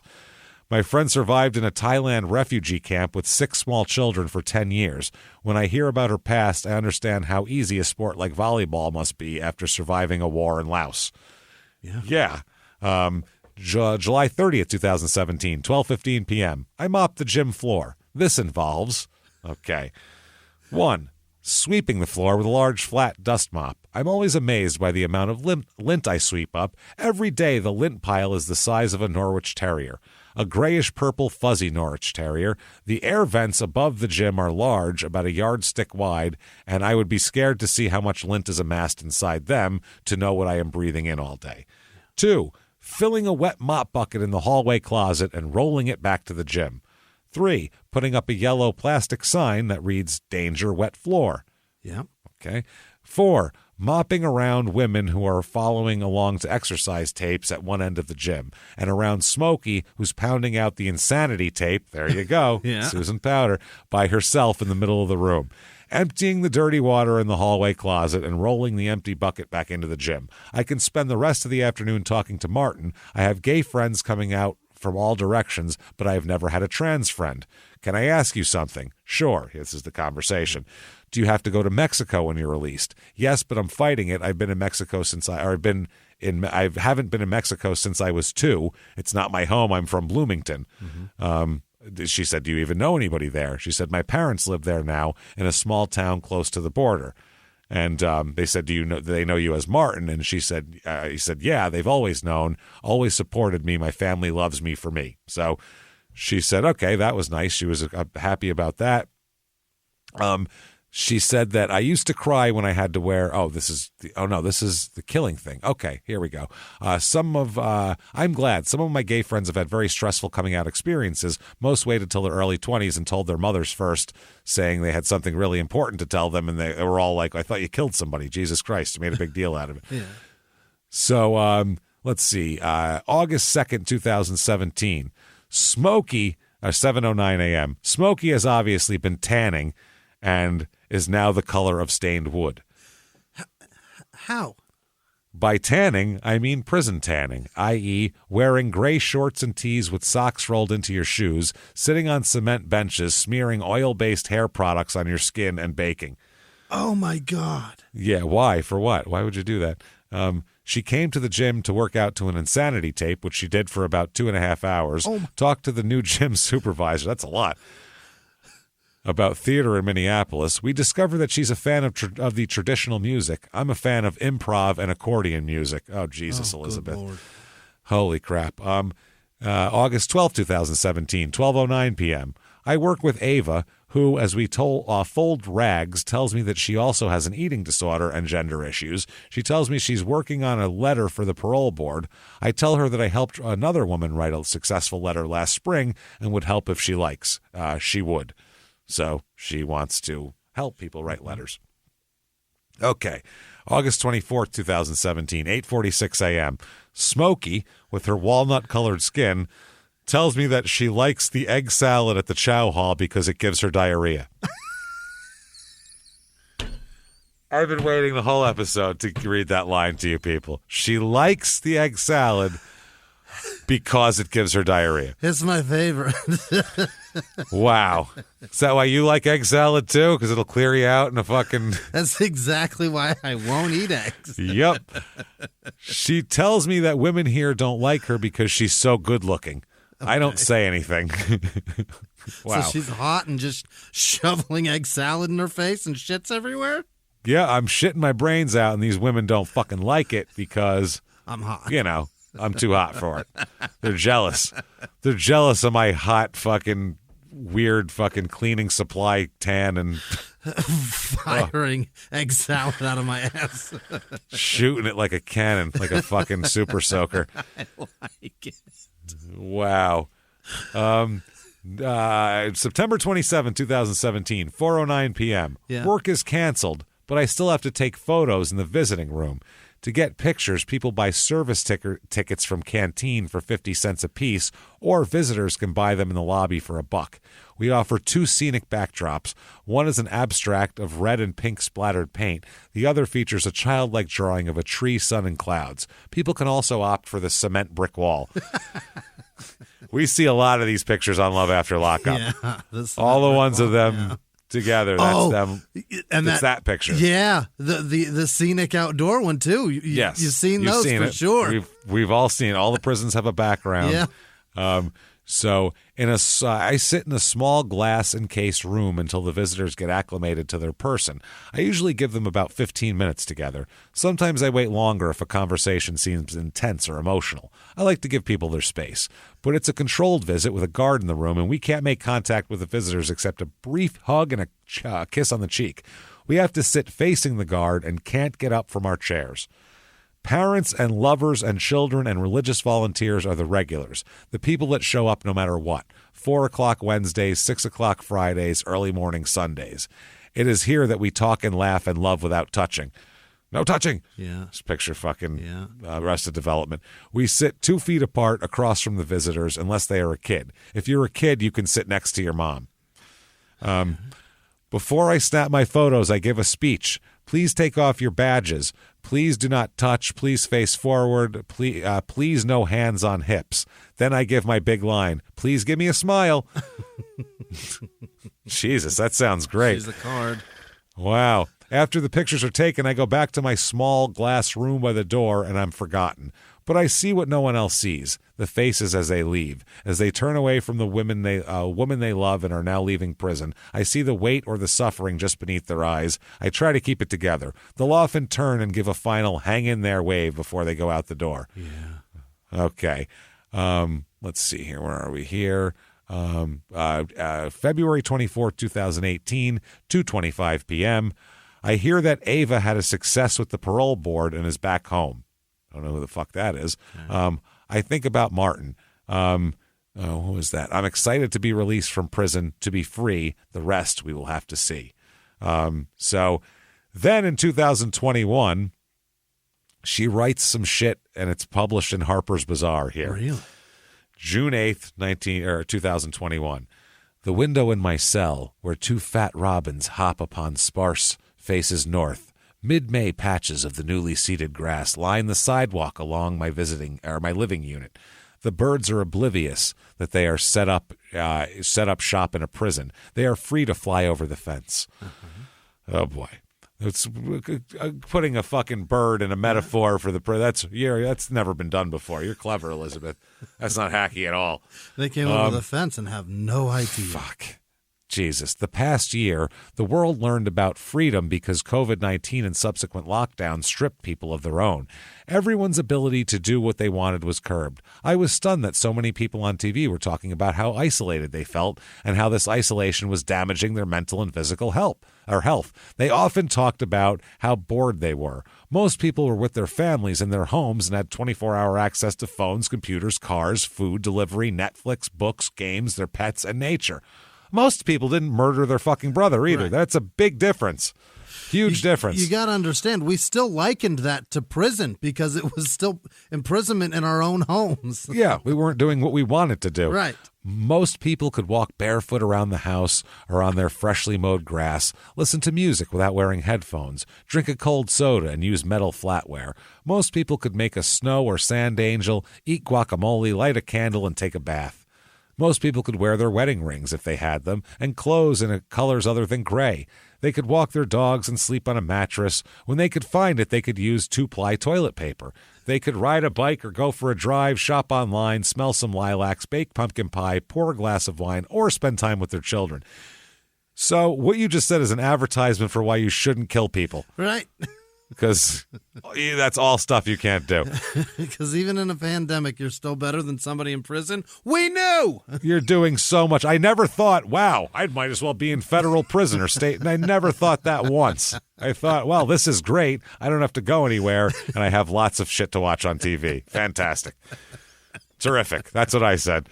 I have no responsibility to be anywhere else. This is wonderful. This is fantastic. Yeah, can't do a thing about it. Sorry, can't make it. What do you want from me? Prison is sterile isolation 24/7. Friends have freaked out when they've learned that I do not have access to the internet. I've often been asked about what the most difficult part of being here is. I can't speak for men in lockup, although I'm guessing it's the same, but the hardest thing for me and the people I live among is our inability to care for those we love.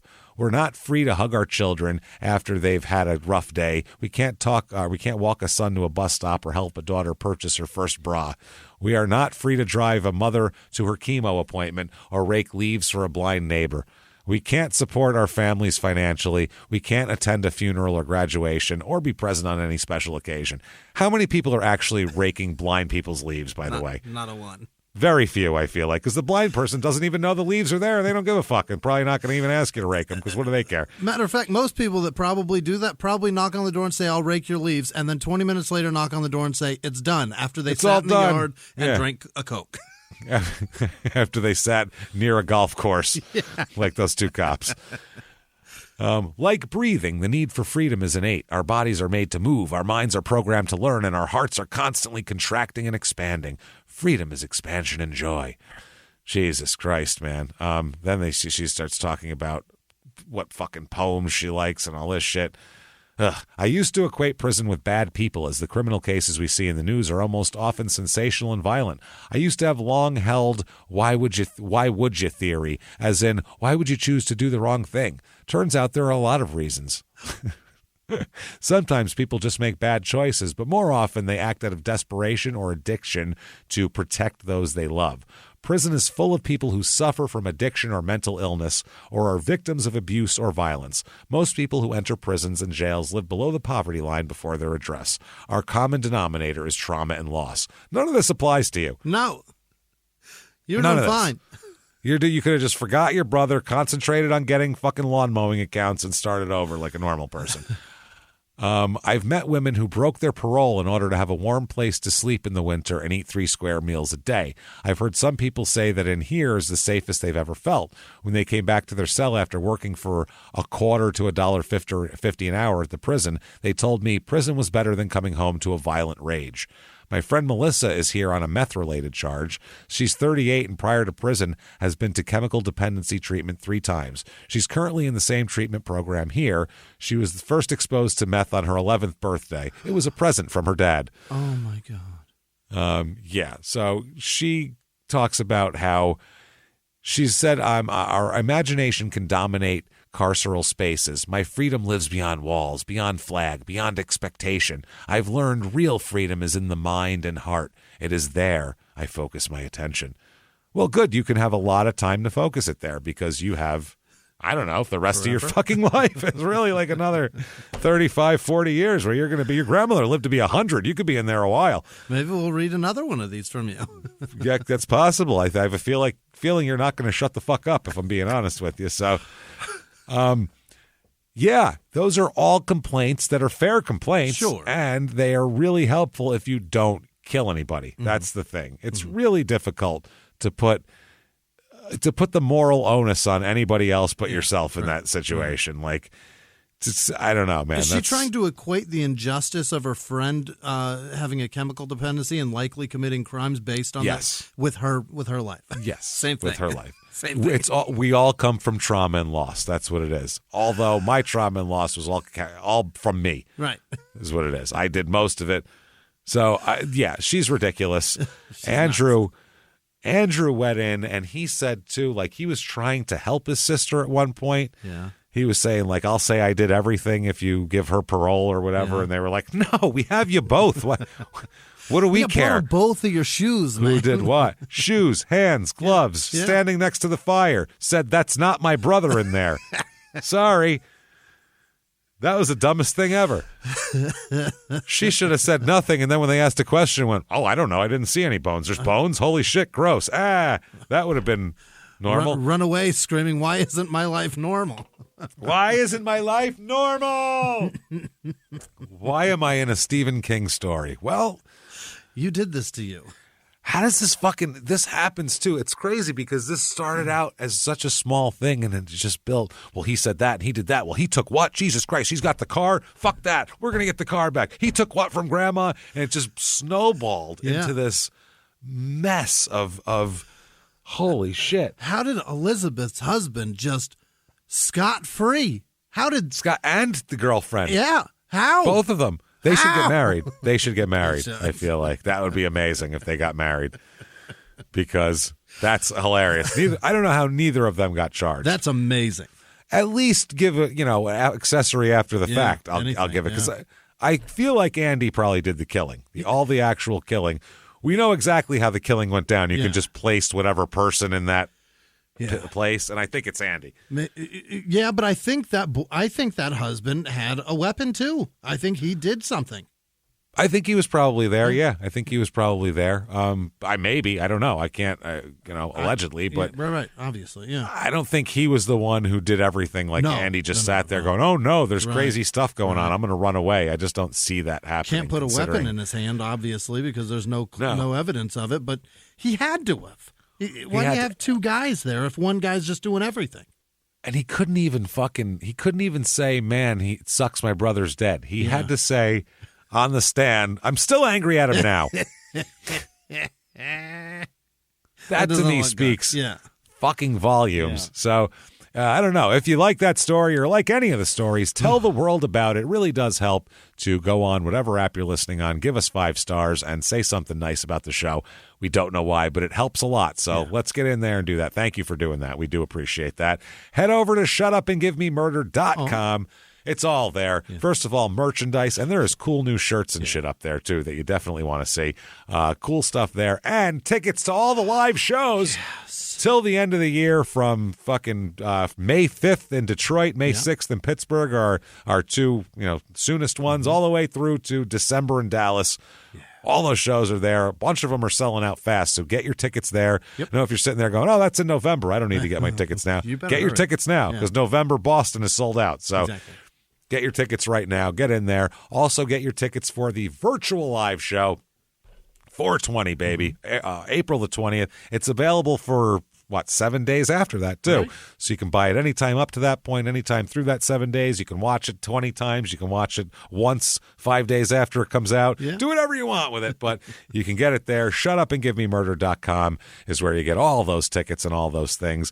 You certainly want to follow us on social media so you can be aware of shit like this. Sure. We are at Small Town Murder on Instagram, at Small Town Pod on Facebook, at Murder Small on Twitter. So get in there and do that. Patreon is what you want. Patreon.com/crime and sports is where you get all the bonus stuff. So much good shit. And there is a ton of good shit on there. Trust us. Ever expanding. And we have so much stuff on the list. It's almost prisoner dating game time again. We got so much happening here, so you definitely want that. Anybody $5 or above, the whole back catalog you get, there's tons of episodes, a couple hundred of them in there for you to check out and binge on. And then every other week, 2 new ones. This week, what you're going to get you get 1 Crime and Sports, 1 Small Town Murder. For Crime and Sports, you're going to get the murder of Bruiser Brody. Right. A cold-blooded ass murder in a wrestling locker room in Puerto Rico. And we'll talk all about how crazy everything was with that. And then for Small Town Murder, we're going to talk about haunted hotels. Oh, boy. Those are fun as shit because there's so many different people that stay in them. There's so many stories that it's a lot of fun. Yeah. It's a whole market. Oh, it's crazy. That'll make your hotel way more popular. It sure will. Yeah, you want your shit to be popular, you need a ghost is what you need. So make some shit up and just put it in there. Yeah, that new Marriott down by there, haunted as fuck. Yeah. Brand new. The specters everywhere. Must be on a burial ground. We don't know. Haunted as shit. So rooms are $400 a night to start at. Sorry. Super haunted. So get in there for those. That's patreon.com/crime and sports. And, of course, you get a shout-out at the end of the show, which is coming up in 1 second. But before that, we just want to remind you, keep an eye out for Your Stupid Opinions, our new show. We will definitely have a date for you very soon for when that's going to come out, an actual date for it. It'll be soon. And we're working on it. We had some business stuff, and we have other shit going on, and we want to launch it with all the attention that we possibly can because it's got such a good show. So we can't wait.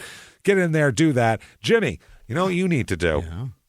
Hit me with the names of the people who would know if they ran me over with their car. Yeah. They would know it, damn it. They'd say, there they are down there. Pa-doom, pa-doom, pa-doom, pa-doom. That's James. That's Jimmie. Hit me with the list of those people right fucking now. This week's executive producers are Wanda Lovejoy's Granny Edna, Jordan Bennett, Cara Dunna, I believe, Guinevere Day McPherson, not Sunny Day, just happens to have the middle name of Day, it looks like. Oh, no. Or last. I don't know if it's hyphenated. It's possible. Other producers this week are Liz Vasquez, Rachel and Meredith in Canada. Thank you for coming down to the shows. And Liz came to the show in Seattle. It was definitely Seattle. Thanks, Liz. Good to see you again. Was it Seattle? It all blends together. It was definitely Seattle. And her daughter's doing fantastic, which is wonderful. Great. She's really thriving. Luke Joseph Scarpa. I believe that's Chief J. Strombo, is it? Yeah, that's Joe Scarpa. Yeah, yep, that's him. Isaac Fartstein and the Family Foundation of Arts. That's nice. That's Baby nice to Stinky from Abbott and Costello. I got to get back and watch. I got to brush up on my Abbott and Costello history. Rodney Lloyd and his friend Mike Hunt. Sure. Jesus. You happy, Rodney? Peyton Meadows, Lumberg fucked her. I don't think he fucked Peyton. Lumber fucker? That would hurt.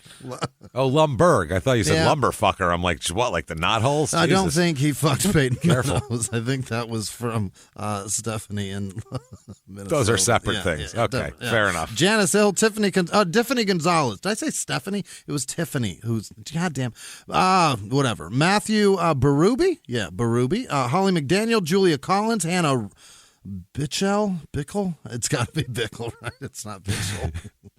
I would probably imagine. Marissa Sherwood, Elizabeth Nedrow, James Spicer, Caitlin McCarthy, Victor and Jennifer Quinones, Miranda Pacheco, Dave True, Juan Murguia, Elizabeth LeBlanc, Elizabeth Fiorello, Kevin Stidworthy, Alice Schaefer, Kristen Campbell, Shannon with no last name, Bobby Jennings, Sue Stiebel, probably, Josh Hamilton, Soggy Bottom Soaps, Jake Atkinson, Cindy McGee, A. Swanson, Susan Lefevre, Laura Herrick, Chloe Cody, S. Dearberg, Karen, Hamlet, Aaron Snyder, Marie O'Brien, Tim, nope, that's Tina, Marin, nope, that's Tina.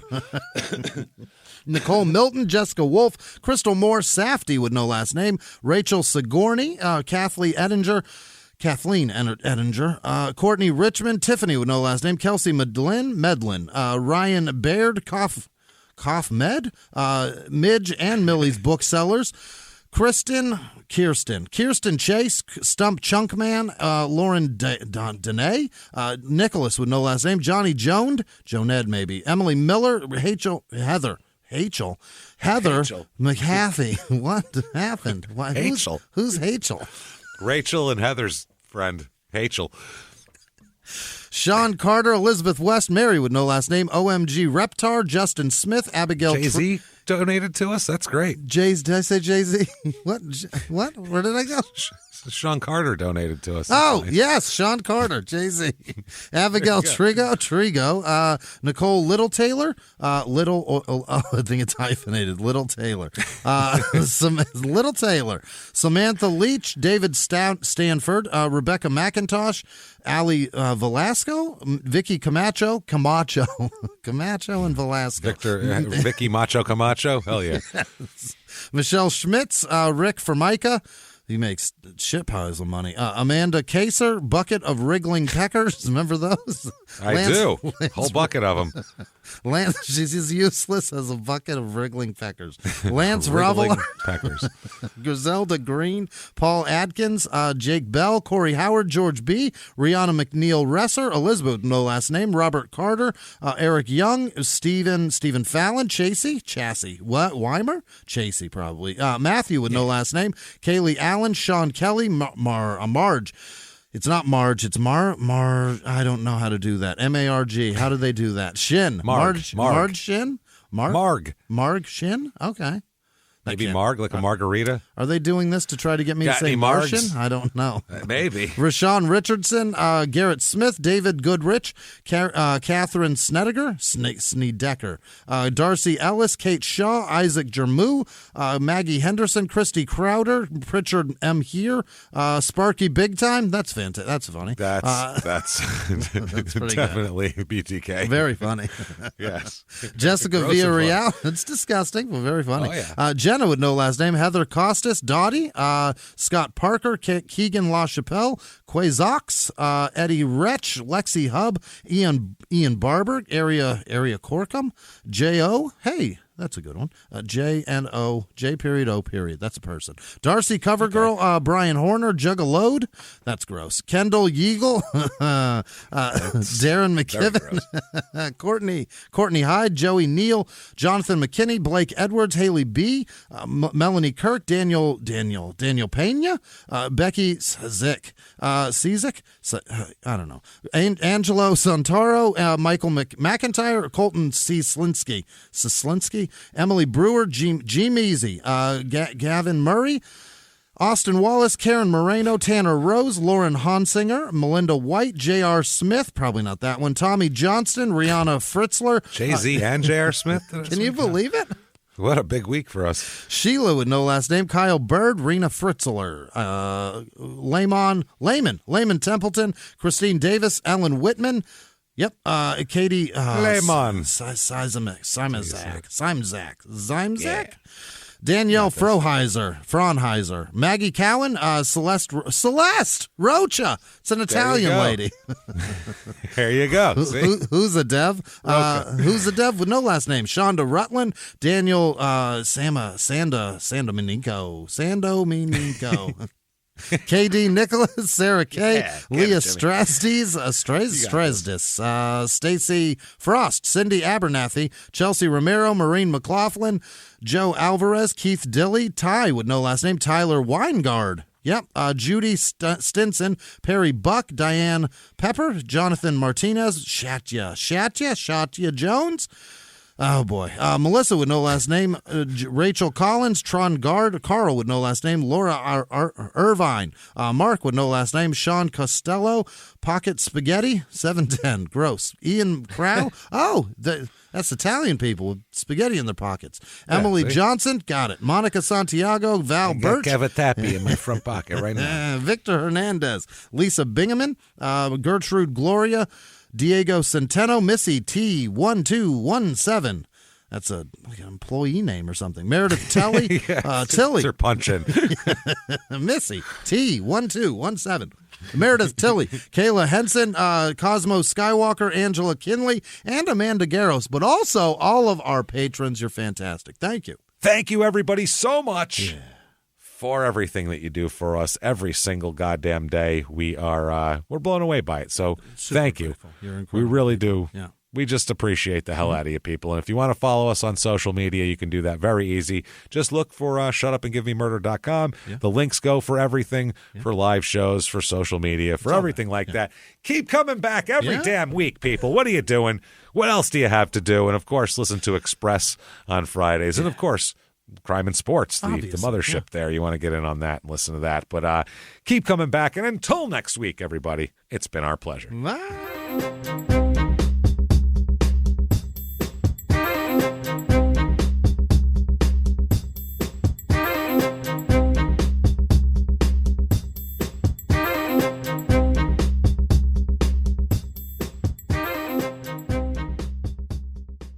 If you like Small Town Murder, you can listen early and ad-free now by joining Wondery Plus in the Wondery app or on Apple Podcasts. Prime members can listen early and ad-free on Amazon Music. Before you go, tell us about yourself by filling out a short survey at Wondery.com/survey.